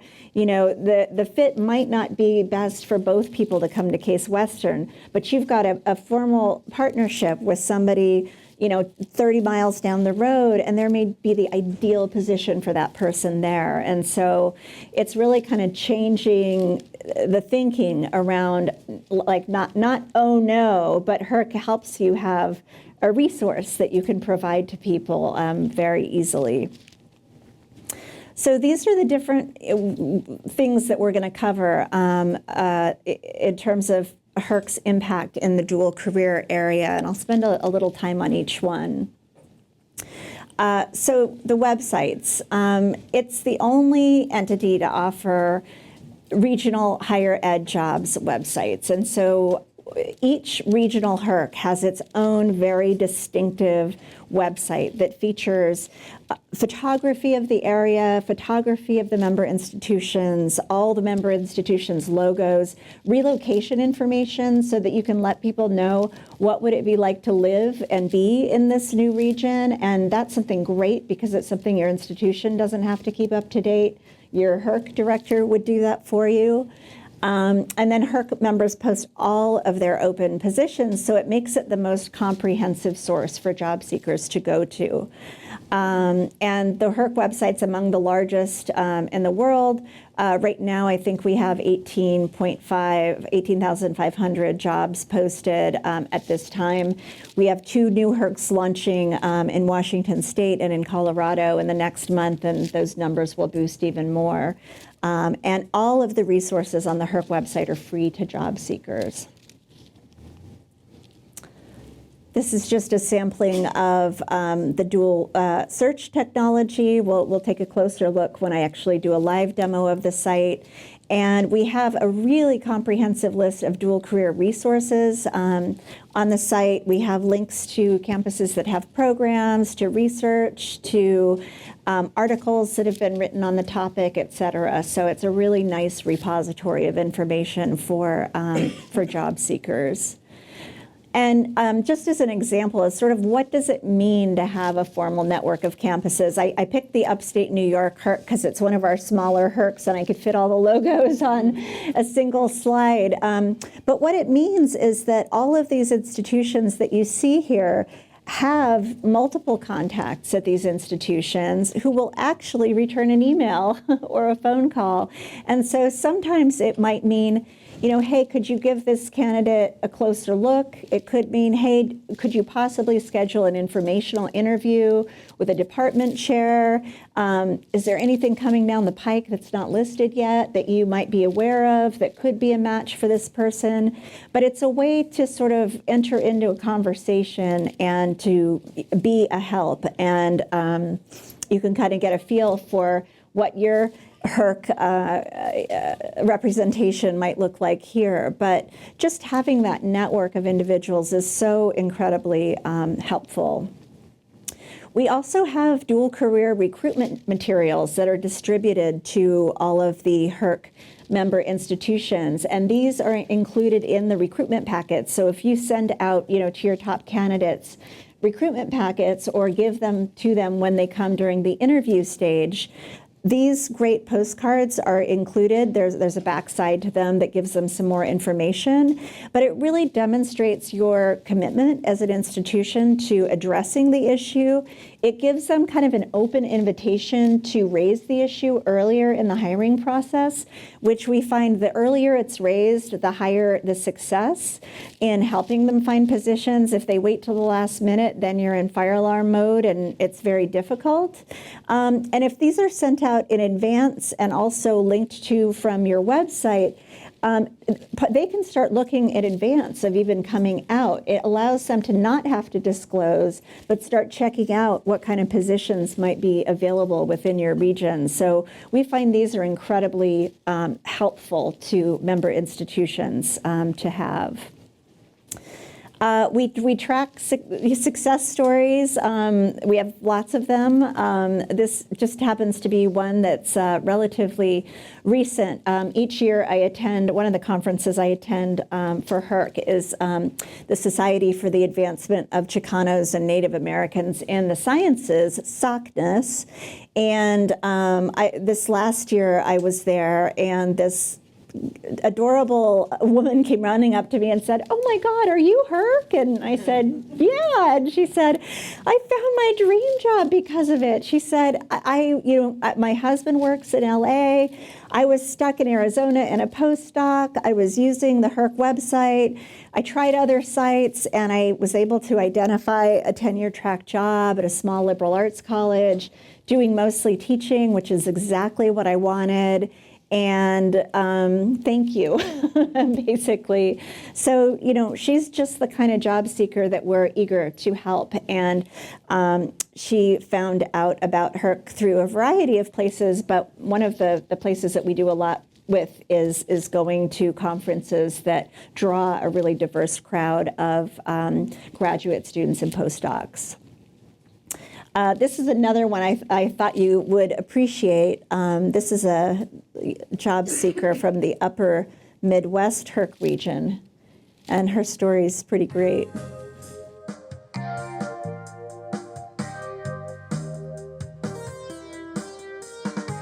My name is Evalani Else, and in June of 2010, I moved to Duluth, Minnesota after living in Hawaii all my life. The cost of living in Hawaii is very high, and my husband and I were interested in moving to a place where the cost of living and home ownership was more affordable. Since my husband Mark is from Minnesota and has family here, we visited many times for vacation, so when it came to looking for a new job, I started looking for opportunities in Minnesota. I'd worked at the University of Hawaii for 17 years as a faculty member and really enjoy academic work. I quickly found the Upper Midwest Higher Education Recruitment Consortium's website, which was an amazing resource to search for higher education job listings in the state. It was through the website that I found the posting for the position I have now as the Director of Institutional Research and Assessment with the College of St. Scholastica. I started work last June and have been warmly welcomed by my colleagues. What I enjoy most about my job is the assessment work I do touches all areas of the college, and I get a chance to work with and get to know almost everyone at St. Scholastica. Being from Hawaii, all my family and friends said I'd never last through a winter, but one of the things I love about Minnesota is that people here enjoy every season to its fullest. This has been my first year experiencing the change of seasons, and winter is one of my favorites. I particularly enjoy cross-country skiing and snowshoeing. In fact, I've enjoyed more time outdoors, even in the winter, than I did in Hawaii. My husband and I enjoy being here in Duluth. We were able to purchase our first home and enjoy being near family. For me, the lake and the hills remind me a lot of Hawaii, and my new job is fun, challenging, and very rewarding. I feel like I'm finally home. I thought you would especially appreciate that, given, sometimes location can be difficult, and you think, we're in a cold location, but in her case, it was about, wow, she got to buy her first house, wow, the seasons are actually kind of nice. And so one of the things that you really get to do with your own regional HERC website is really promote the culture, the opportunities in the area that makes your region distinctive. And I love hearing her story because no one would think, Hawaii to Minnesota, but she's quite happy. So 50% of dual career partners are seeking jobs outside of higher ed. This is another finding from the Clayman report that I referenced earlier. And so what's HERC doing about that? This is very important to us and something that we wanted to address in a deeper way. And so new this year, we've developed an associate member program. And the idea is that regional HERCs can invite select corporate partners to become part of the HERC. We especially encourage corporate partners who have a high volume of jobs in the STEM fields to become associate members. They could account for up to 20% of a HERC's overall membership. We don't want to lose the higher ed from HERC. But actually, one of our newest HERCs really pushed the envelope on this. The University of Washington and the Gates Foundation and the Fred Hutchinson Cancer Research Center are co-leading the Greater Washington State HERC, and they do tons of recruiting in the STEM fields, and they said, we want Microsoft and Boeing at the table. It's critical that we have the connections at those employers, that some of their jobs can be viewed on the website, and that people can know that they can come here, work in higher ed, and if they have a spouse or partner who works in industry, there are opportunities for them too. And so for your HERC, I know there are a lot of healthcare employers in the area. There are laboratories. There are others that are sort of on the short list that Amanda and Jenny have put together that would be great partners for your HERC. And it's a really nice way of helping to address the other folks who are looking for those industry jobs.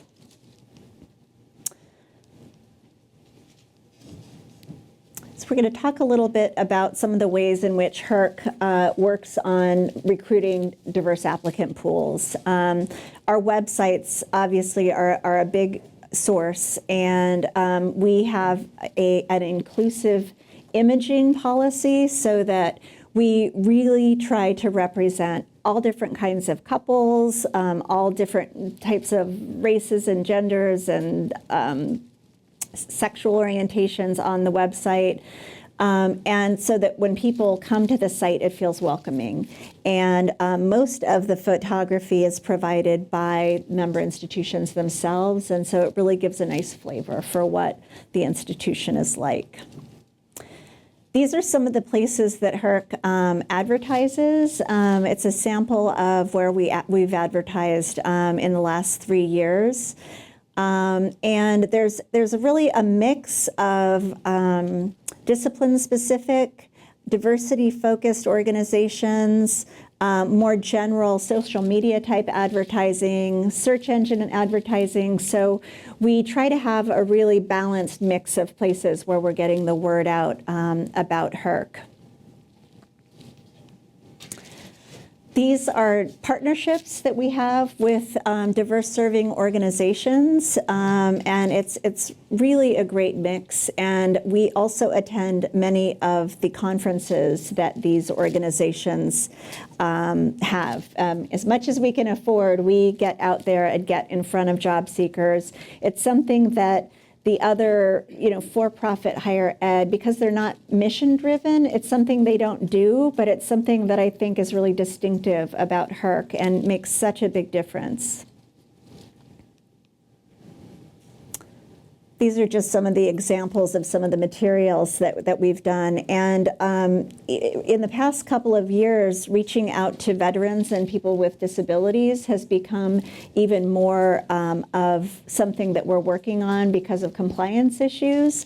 And so our partnerships with organizations that serve people with disabilities and veterans have been very important to us. And in fact, one of our one of our Ivy institutions was getting an OFCCP audit, and they were able to use their membership in HERC as proof of outreach that they had done, and they cleared the audit just by virtue of having their attorney point to HERC. So in terms of compliance issues, HERC is also a help with that.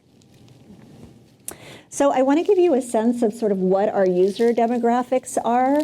70% of HERC's registered job seekers hold a master's degree or higher. This is a highly, highly educated job seeker pool. In terms of gender, we've got 64% female, 36% male. Why do we account for that? We do a lot of outreach with women and women in STEM and have partnerships with organizations that tell their members about HERC. In terms of race, we have 35% non-white, 9% Asian Pacific Islander, 15% Black, 7% Hispanic, 1% Native American or Alaskan, and 3% identifying as other. And we track this data over time at different points in time, but this is the most recent data. 5% of our job seekers are veterans. And then this is an interesting number. So 40% of our job seekers are looking for staff, 37% either staff or faculty, and 23% faculty. So, a lot of the faculty positions, they might also be looking for, executive level type of positions within the institution. We're also able to segment out the HERC user demographics by gender because of our CV resume database. It's something I haven't talked much about yet, but we have 25,000 CVs and resumes that have been uploaded in the last 3 months, so they're all really fresh. And we can break it down by gender. For instance, 56% are female, 41% are male, and then 3% were left blank. We can also divide this up by race as well, and I'll just let you read the numbers there. It's an even higher number of minority candidates by race than just the general registered job seekers. So these are all doctorates. So any questions about any of, yeah? Is it possible to divide that again into discipline? Yes, I think we do have the ability to do it by discipline. We've got a lot of different ways to slice and dice our data now. We've transitioned to a new platform just in this last year, and it's enabled our data reporting capacities. They're so much larger than what they were before. But that's a great question. Can you please flip back to the one that showed the demographics right there? So 56% of the users are female. These are just the doctorates in our resume database. Sorry. Okay, so we see that 56% of the users with doctorates are women. So can you flip back slowly? Okay, one more. Probably this one. Right there. Users. So this is all the users. All, yes, all registered users. So what does that tell us? That women are more resourceful, or that women tend to be the partner and not the target hire? There are probably a number of things you could deduce from it. Right in here, what we're measuring is level of education. So there are fewer women with doctorates than the general population of users that are utilizing the site. So they could be, have master's degrees. They could have bachelor's degrees and be looking for different types of jobs. So, okay, and so then another question is, is the user necessarily the job seeker? Yes. Yes. It's not, I'm looking for this job for my partner. I already have an offer, but Usually not, because when someone registers, they're registering with their own information. I see. Yeah. Okay. Yeah. The other thing that's interesting is that your ethnicity demographics do not reflect the population. So maybe that's that the word hasn't yet gotten out. It doesn't reflect the population, but it's much higher than the faculty population. So the most recent data that we have from the Chronicle, so it's definitely higher than what we see in terms of faculty population, right, but not the population at large. So it's good news. Yeah. Yeah. Yeah. Great. Exactly. Thank you. Question is, yeah, dealing with that question about proportion higher for the females, do you have the numbers, the primary job seeker and the secondary job seeker? Could it be that females are more because of the trailing spouse? More females are in that category than males being the trailing spouse there? Yeah. So the question was, just for the recording, do we have data to identify which person in the couple is the primary hire and which would be the secondary hire? We don't have information about that. It's something we might be able to get at in our user survey that we do, but that could account for the differentiation that you were pointing to. Yeah, that's what I think might be linked to that number. Yep.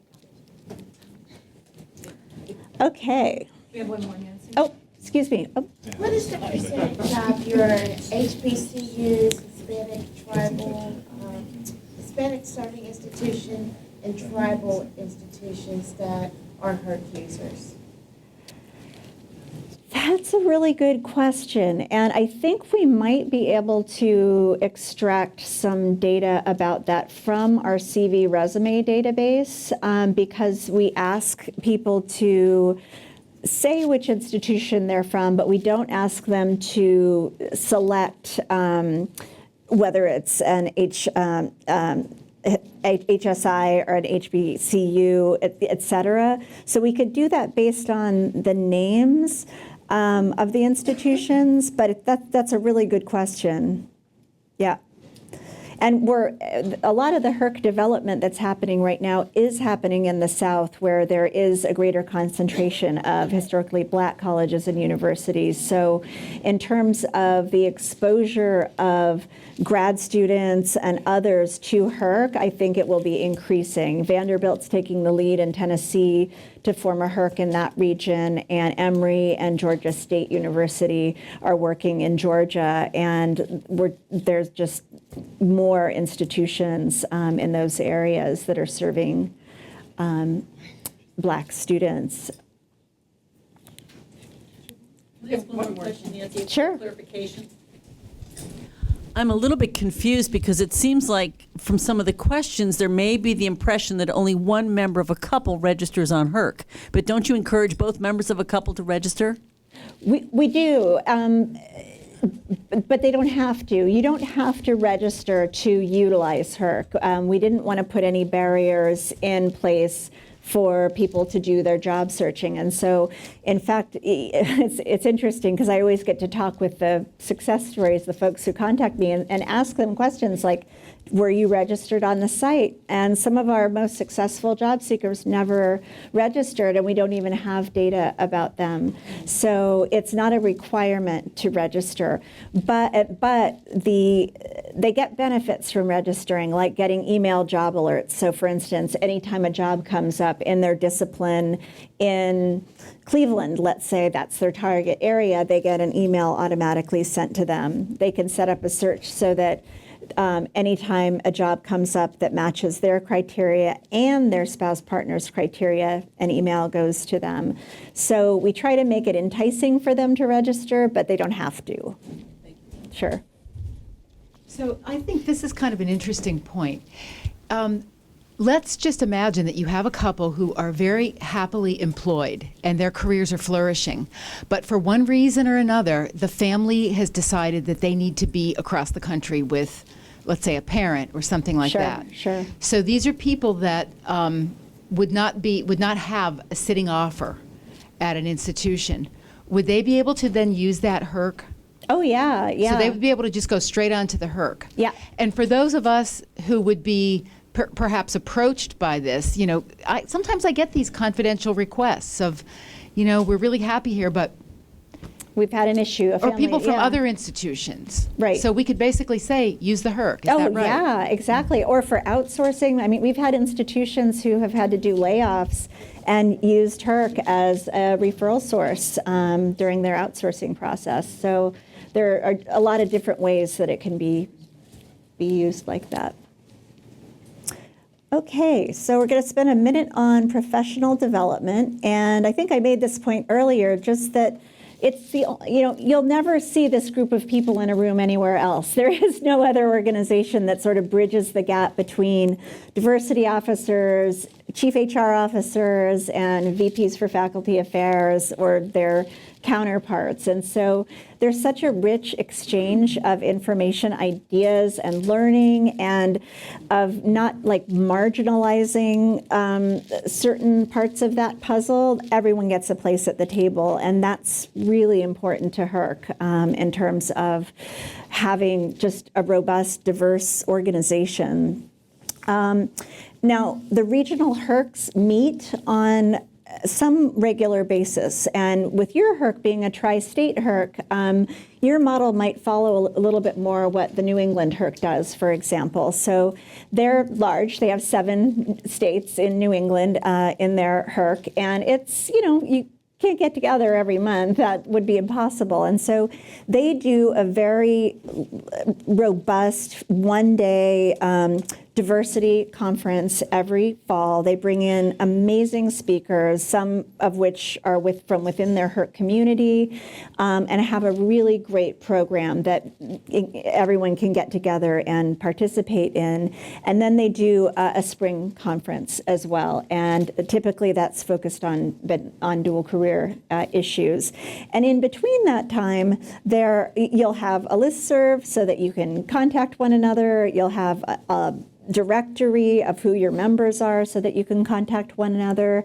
And then HERCs we also do a series of webinars that are about monthly that any member can participate in, or even members of your staff. You might find a topic and you have a staff person you think they might be interested in, and those are all free for membership. So we also do job seeker webinars too, everything from academic publishing to interviewing skills to converting a CV to a resume. We do a lot of things to really help job seekers as well. These are just a couple of examples of some regional HERC member meetings and conferences that have taken place.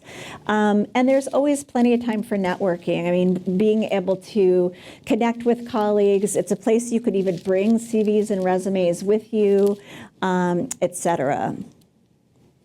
These are just a few examples of, I'm just doing a quick time check, of some of the webinars that have been given most recently, and they're great. We get great people to speak, and they're highly used by HERC members, and we encourage folks to use them. So we're going to talk a little bit about cost savings. We didn't aim to do this when we started as an organization, but one thing that we found was that we could really leverage the sort of collective power of our organization to negotiate some really nice discounts with places that our organizations were already doing business with. So this is just a sampling of some of the discounts that HERC has negotiated. A lot of them are with other recruitment advertising sources. Some of them are with things like applicant tracking systems or advertising agencies, but they're just a nice extra benefit. And also, sort of nothing to sneeze at. During Harvard's first year, they saved nearly $35,000 just by using the HERC member discounts. Obviously, they do a whole lot of advertising. They probably have a much larger advertising budget than most institutions, but this was incredibly helpful to them and literally paid for their HERC membership for years. So that was very good for them. We're also integrated with something called OneClick, which allows your HERC jobs to get posted to multiple sites just with a click of a button, and this just saves a lot of time for staff. I saw people admin up there. Do you have the ability to filter what you upload? Yes, Okay. yes. So if any, are there any people admin customers in there? Oh, lots of them. Great, super. So we're fully integrated with people admin, and you can either have all of your jobs posted to HERC, or you can select the ones that you want posted to HERC. We encourage institutions to post all of their jobs because you're not only going to have a national and international audience of job seekers, you're going to have local people here in the community looking for positions. And so an administrative assistant job or some other job could be appealing for them. So yeah, but it's, I have a quick question. I noticed you had National Black MBA up there as one of the, so for a discount on ads. Yep. Does that also give you access to their database? I don't know. I need to double check on that. They've been really great about negotiating things for HERC, so it's something, if they didn't, I'm sure I could have that conversation. It would be a great feature if you can review their resumes that are on in Yeah, their database. yeah, and also one that's up there that's a very recent one is, I don't know if many of you know about minoritypostdoc.org. A few of you do, are nodding your heads. So they're offering a really nice discount with access to their minority postdoc database, and that is just golden. So we're always seeking new opportunities like that to sort of expand the value that HERC members find from their membership. So in the CV resume database, it's growing all the time. It's over 25,000, bless you. And the neat thing about it is you can search based on a lot of different criteria. We helped sort of build this as a special, very higher ed focused one, so that, for instance, you could use keywords to focus on, what kind of fellow they might be, what institution they might have been from. We even ask a question about how they might have contributed to diversity in. I had a question. Oh, yeah. So who can search this? Is this just the representatives from the university? How can we make that available to, say, a chair who's having a search? Anyone can be given access. So all you need to do is put in a request and then access a password, and access will be given. And it's a really great thing because it's a confidential CV database. If the person doesn't want to reveal, let's say they have another job and they don't necessarily want to reveal their name, you can then write to them and invite their invitation to a job, and they can respond if they're interested in it. And then you can also save your favorites. You can forward it to members of a search committee. It's really pretty nifty. And it's free, part of membership. So the regional offices, this just gives you a sense of what's happening at the regional level. Each regional HERC has its own director. So I think a few of you talked about starting consortia with great intentions and then things not moving forward in the way that you might desire. I think one of the key ingredients in HERC's success is having a regional director in place to organize all the things that we talked about, the member meetings, developing new memberships with new organizations, participating. All the regional directors meet monthly to collaborate and come up with good ideas for things to do within the HERC. So there's a person on the ground to help you. If you have a problem with your job posting, contact the director. There's always someone there to help support you in getting the most out of your membership. And then at the central office, we do the HERC-wide website management. We do the national advertising and marketing campaigns. We attend national conferences. We help develop new HERCs. We run the partnership program, and then HERC has a central advisory board, and there are 2 reps from every regional HERC that participates. One is the director, and the other is a representative at large, and we meet twice a year in person to do big thinking for HERC, strategic thinking for the organization. We did a 2012 survey of our HERC members, and these were the top 10 member benefits by rank. And so obviously the job board rates up there really highly. The advertising that we do, really just that expressing your institutional commitment to increase faculty and staff diversity and assist dual career couples. The diversity topics and speakers at regional meetings, et cetera. So this is what our members really value about HERC. Did I see a hand? Yeah, I was just curious whether you have an affiliation with NADAHE. I didn't see it there. We don't yet, but one of our HERC directors is a member, and we'd like to establish that. I want to see that good. happen. That's great. I want to see that happen. Oh, good. Let's exchange cards. So if you're on the board, you've got an even closer connection than he does. So good, super. Thanks. It's an association. Yeah. NADAHE. And you meet with the ACE conference. Yeah. Yeah. Great. All right. So we are, I'm just going to do a time check for everybody. We've got about 25 minutes left, and I want to make sure we have enough time for questions and discussion, although it's been great that you've been asking throughout. So I want to just do it's kind of just a little teaser of the website. Obviously, this is stuff that you can check out on your own once you get back to your offices, and it's a little hard to see anyway, on a screen. So I'm going to just point out a few things that I think might kind of tickle your fancy, and then move on in the presentation. So I need to sit down to be able to do this so that I can operate this mouse. So forgive me for that. So what I'm pulling up now, this is one of our regional HERC websites. This one is the Metro New York, Southern Connecticut HERC. And I just want to show you sort of what you get when you get your regional site. So you see here these photos. These rotate on refresh, so anytime someone comes to the site, it's a new set of photos featuring the area or the campus.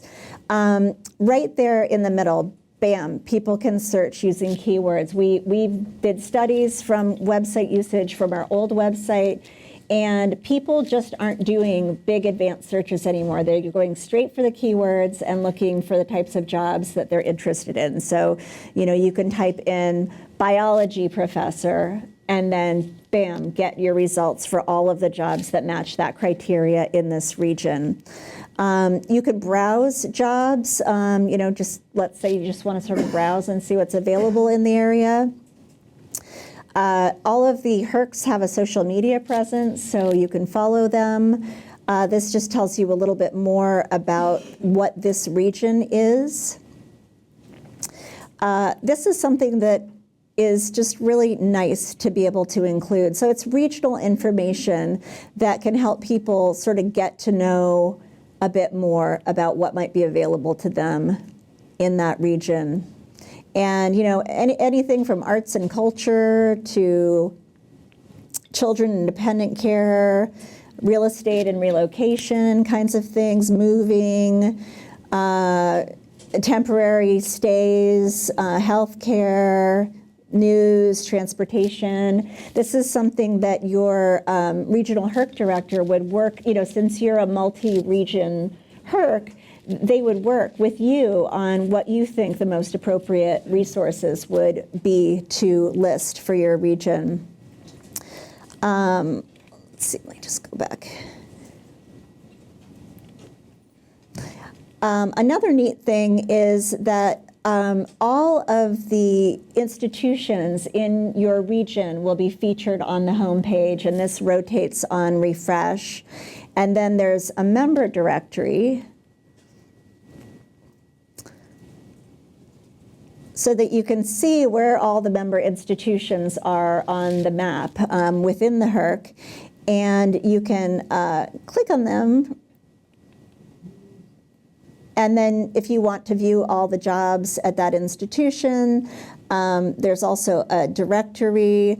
This is a brand new thing that we just introduced, which is pretty cool.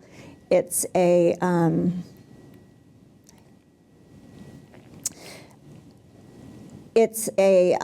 employer profile, so any HERC member can set one of these up, and it's multi-page. So you can put a video on it if you want to, but you can really talk about your institution, its culture, its commitment to diversity, its philosophy. It shows its location.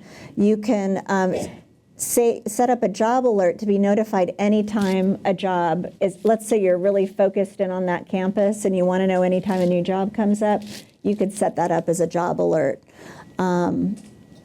So it's a cool feature, and it's something that, the for-profit websites, charge all these add-ons and extras for, but because we're a nonprofit and we're mission-driven, we get to put all of our money back into creating more value for our member institutions. So that kind of gives you a feel for the regional HERC site. Now, all of the regional sites, oops, I'm clicking the wrong button, sorry, are then connected to hercjobs.org. So that's the umbrella site that has all of the HERC regions connected to it. So you'll see here, sorry about this mouse. These are all of the HERC regions listed. So someone could just do a general search in their field in all of the HERC regions, or they could select certain areas where they might be interested in working.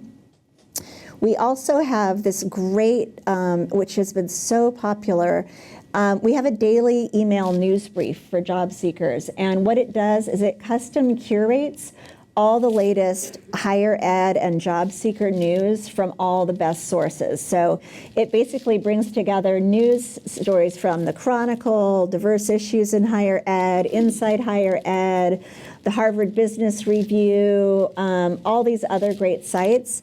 And our job seekers can sign up to get these news alerts by email, and it really keeps the site fresh. So you can also put this on your regional site. We have information about upcoming webinars for job seekers, for member institutions. We have a lot of tools for job seekers here. We also have a job seeker blog with tips for seeking employment in higher education. I'll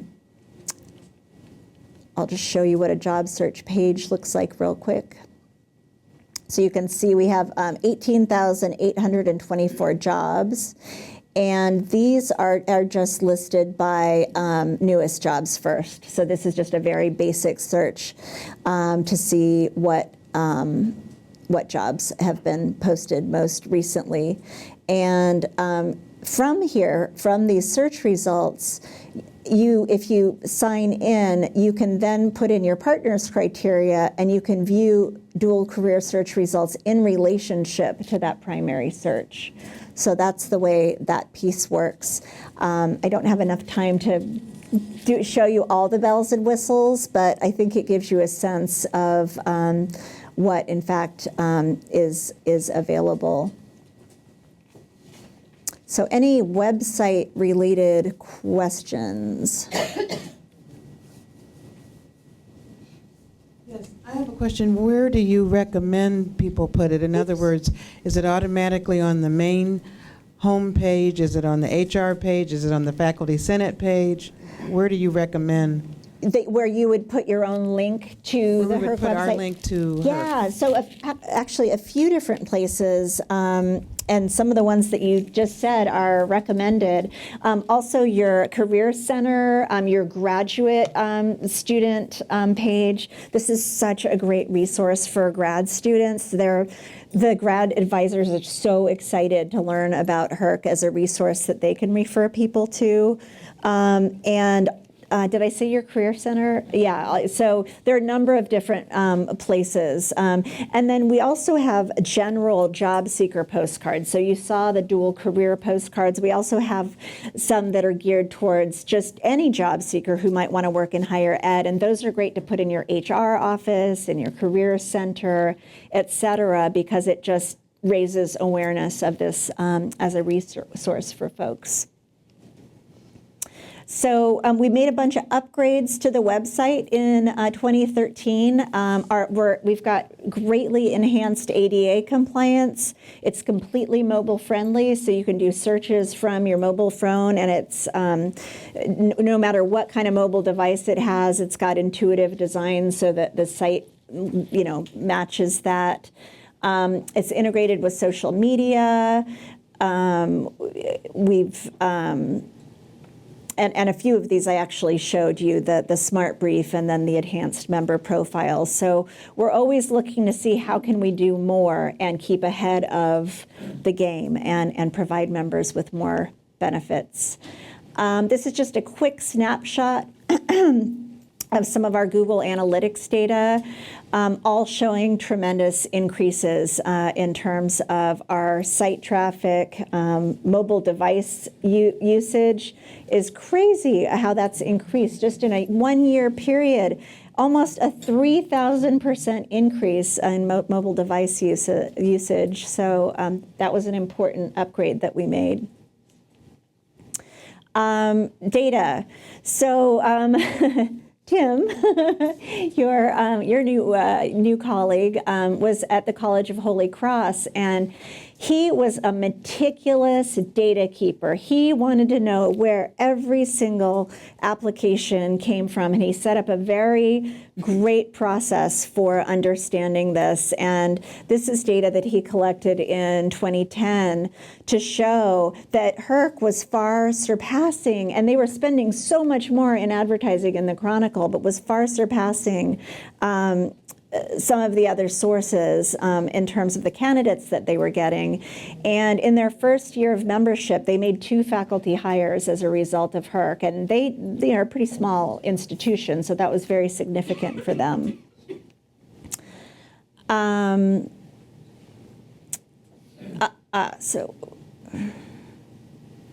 I wanted to just say a few things. So data, obviously we do collect a lot of data.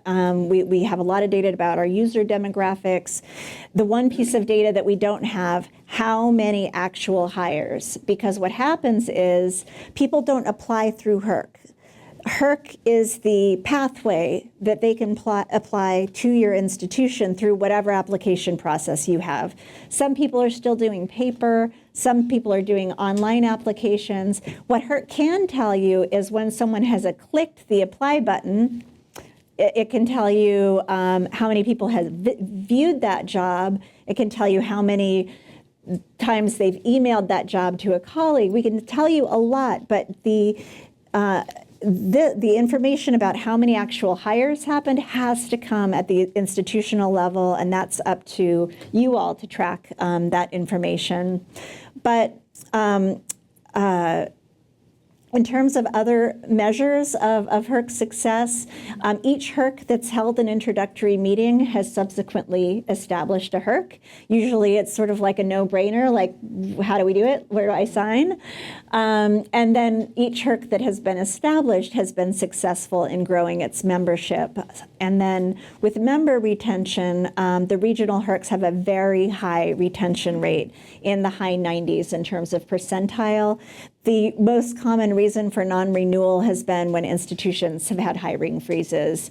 And even in some cases, they've stayed on as members because there's so many other member benefits, but in some cases, they just couldn't justify the spend. and this was just the point that I mentioned, is getting that data back centrally so that we can report on it is challenging because every member institution has different ways of collecting that data. Some don't even collect that data. And so one of the things that we're working with our applicant tracking service providers, such as People Admin and some of the others, is a way to provide this data with the permission of the member institution in a central way so that we can have even more data to report back on HERC's success about. And then also identifying key representative campuses that are willing to be really meticulous about their new hire data. So just a couple of points there. All right. So member fees. So HERC's a nonprofit, as I mentioned. Membership dues are strictly to cover expenses, and they're set by your region. So your region, depending on how many institutions join, what size institutions, et cetera, will set your dues so that you can cover your annual budget. Now, all of the regional HERCs create a tiered dues structure so that the smaller institutions pay less and the larger institutions pay more for equity reasons, and you want the inclusiveness of all the institutions to participate. And in that structure, the dues typically fall within the $2,000 per year to $7,000 per year range. So, someone mentioned just doing some ads in the local paper can cost you $1,500. It's very affordable. Dues can be split between departments such as HR and faculty affairs. That can make it even more affordable. And we also, some of the HERC regions have created special pricing and discounts for systems or consortia. So I know there's some systems and consortia in the room, and they've done something like if they all join, 20% off or something like that, just to really get the maximum amount of institutions participating. And then the average number of member institutions in a region is 34. I think you will far surpass that probably very quickly. But when we average it out, that's what it falls down to. And then we like to sort of benchmark ourselves against some of the for-profits. And by these measures, HERC is a bargain in terms of what you get. And again, this presentation will be available to you after. I won't be running through the whole thing. And then we also like to just compare ourselves. What are we offering? What are our competitors offering? And so we're coming out pretty good because we don't have to make a profit. We're a nonprofit. We're here for the members. So this just gives you a sense of what's offered through HERC as opposed to the other for-profits out there. So belonging to a HERC does require money, but the average cost of hiring a new faculty member in a recent study done by Coach at Harvard is $96,000. That's from startup costs to recruitment search committee time. In the sciences, it's way higher than that, but that's the average cost. And then the average cost of just hiring a new employee of any type, this is from NACE, is around $5,000. So, if HERC's helps you succeed in the recruitment and retention of even a single faculty or staff member, it's already paid itself for the year. So timeline. The first one is checkmarked because it's happened. It's happened today by all of you being here, having an inaugural meeting. We're going to get to that second piece about forming a regional advisory board in a minute. The next thing is receiving commitments from campuses that are interested. This helps the advisory board to determine how to set the fees, because and so the more the merrier, because you're all sharing costs by belonging to the HERC, and so the more members you have, the more those costs can be distributed amongst the members. There'll be a lead institution. I believe Case Western is in agreement that they are happy to do that. There'll be a regional HERC director appointed, and then a lot of other good stuff that happens to get you up and running. And typically from today to your actual hard launch, when you want to let the press know about you and advertise and everything, takes about 7 months. So it's kind of like, almost like growing a baby.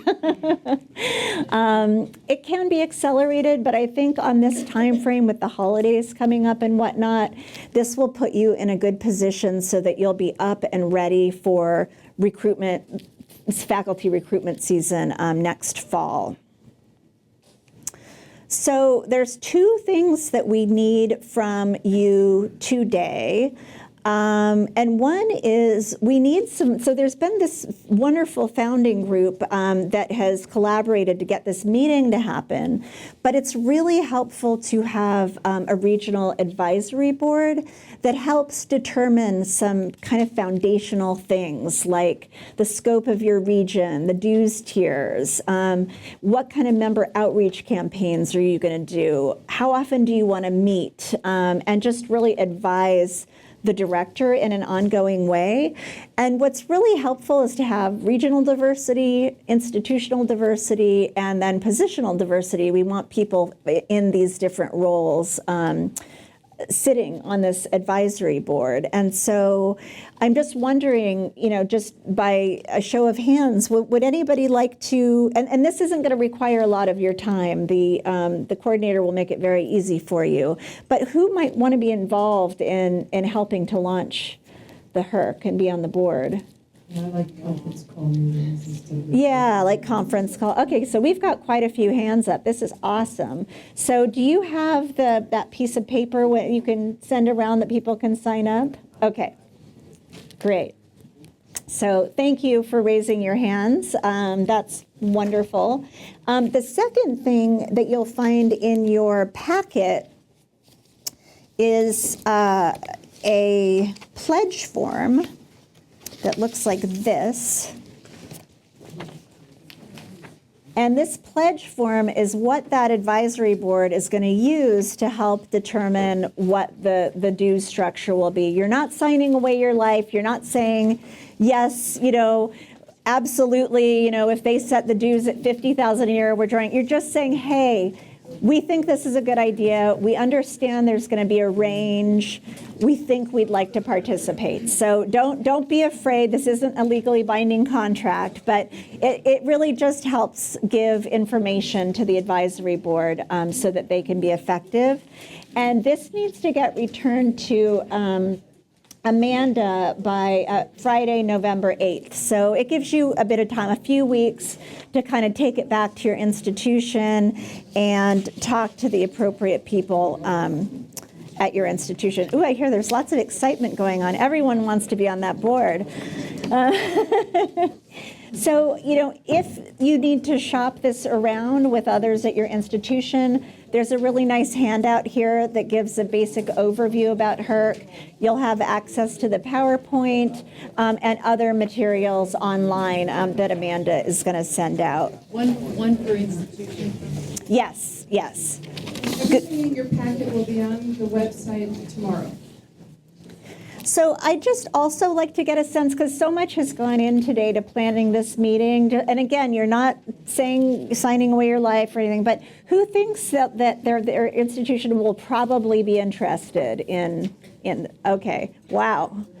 Okay, that looks pretty darn good to me. It seems like you kind of have a HERC. Okay.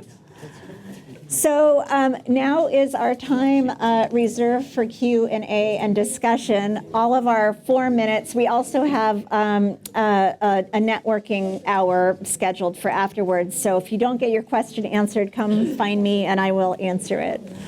This is purely operational. Does our regional HERC have to have its own 501c3 status, or is it under your umbrella? It's under the CASE umbrella, actually. So CASE will sign an affiliation agreement with the Central HERC office, and then it falls under their umbrella. I actually had 2 questions. How do you access the discounts, and who manages the social media presence for the region? Great question. So the discounts, there is a member discounts area on the HERC website with contact people, and then you just call them or email them and say, I'm a HERC member, I'd like to take advantage of the discount. And then the social media, the regional social media presence is managed by the regional director, but we also have a national social media presence, which is managed by my office. Thanks a lot for the presentation. Oh, it's my really, pleasure. really interesting. Good. One of the things that I've come across in a number of institutions, and you touched on a little bit, is when you said the earlier people identify as a dual partner hire, the easier it is to find a job. I've run into some resistance from candidates who say that if we identify, maybe the department will not hire us because they're saying, well, he or she's they're going to know for a month, and I'll lose my second candidate. And this is a hard thing to change. It is. And I wonder, have you done some stuff on this? Do you have some materials? Yeah. Or whatever help you can provide. I think one of the most helpful things is just to show that your campus knows that this is an issue. Because you can't ask them directly, but you can say during the interview process or during, please know that we're part of HERC, and we understand that dual career considerations can affect hiring decisions. Here's some information. And so it sort of opens the door that this could be a friendly place to share that information. I think that's easy to do for like in the dean's office, the provost's office, but these decisions for academics are decentralized. Oh yeah, so it has to be included in 30 biologists or exactly 14 physicists or whatever they have to get the message. So it's included in search committee chair trainings. So HERC is incorporated into that so that they know this is a tool they have, because they don't want to get burdened with this either. And so if they know that there's a tool and a resource out there, it has to happen every time there's a search committee training, because that cast of characters is always changing. So the postcards are really helpful in that regard. They're like a really good reminder for them to be using. Yeah.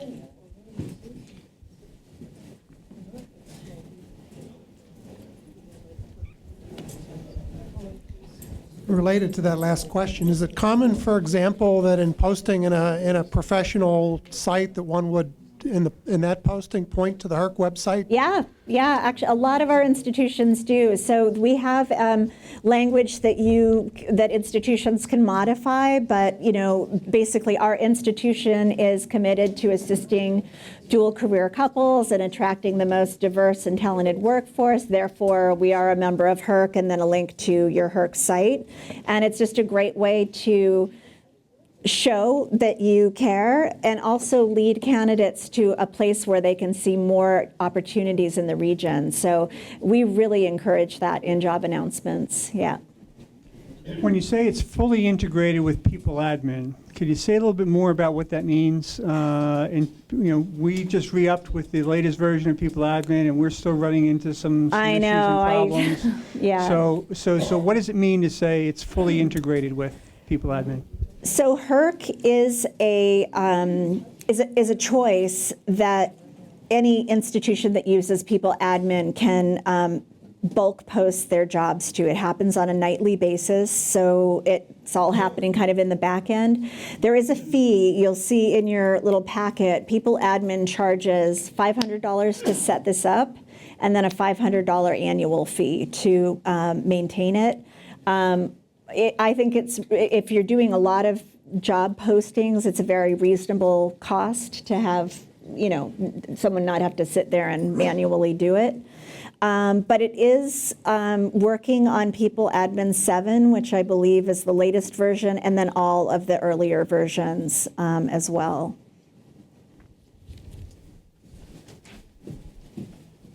I just don't like this green color, so I'm going to move to it's putting a weird haze on the room. Can you talk about the regional director position a little more? Yeah. Who does the hiring? And I'm assuming that's a paid position. It is. Yeah. I'm glad to talk about that. So the regional director position is typically part-time. Sometimes it's integrated with another part of someone's position. So in a lot of cases, our regional directors are work-life coordinator half-time, HERC director half-time, dual career director half-time, HERC director half-time. In some of the regions where there are larger HERCs like New England, that's a full-time job plus an assistant. And all of that is funded from member dues. The full compensation comes out of the member dues to support that position. But they're an employee of the lead institution. So in this case, they would be an employee of Case Western. But in terms of the hiring, usually the way that process goes is the advisory board has a role in that. So for instance, you might get down to your finalists, or you might have an internal candidate or something. The advisory board would be consulted about the ultimate selection. This is perhaps more hypothetical, but given that you're wanting the commitments by November 8th and still need to form the advisory board, and the advisory board would be making decisions about discounts around consortial arrangements, how do we get consortia together when we don't know what it's going to be together for yet in terms of the dues that would be set? Right. I don't have any sense of what the timeline would be like. So what I would think is that if you wanted to indicate interest as a consortium that you're considering this, it is a pledge, and the pledge doesn't come with a check. So that would let us have an idea of how many consortia are actually interested, and that would allow for a tier to go in. So you have five. I'm sorry, are you the one with five? No, 5, and you have 50. So those are different levels, so there would have to be some thought gone in there. Does that make sense? And there could be a lot of different models. You should sign up to be on the advisory board. Did you? Okay, good. Because actually having your input in that would be really helpful. Even though you're a consortia, you're kind of similar to a system in Minnesota. It's the MinSCU system, very large system. They ended up just paying one flat fee for all their institutions to be a member, and it just worked out really nicely. So there are different ways of doing it, but if you want to be part of that conversation, join the advisory board. Think about wrapping up and having questions out in the reception? I think so. Thank you, everyone, for being here and hearing about HERC.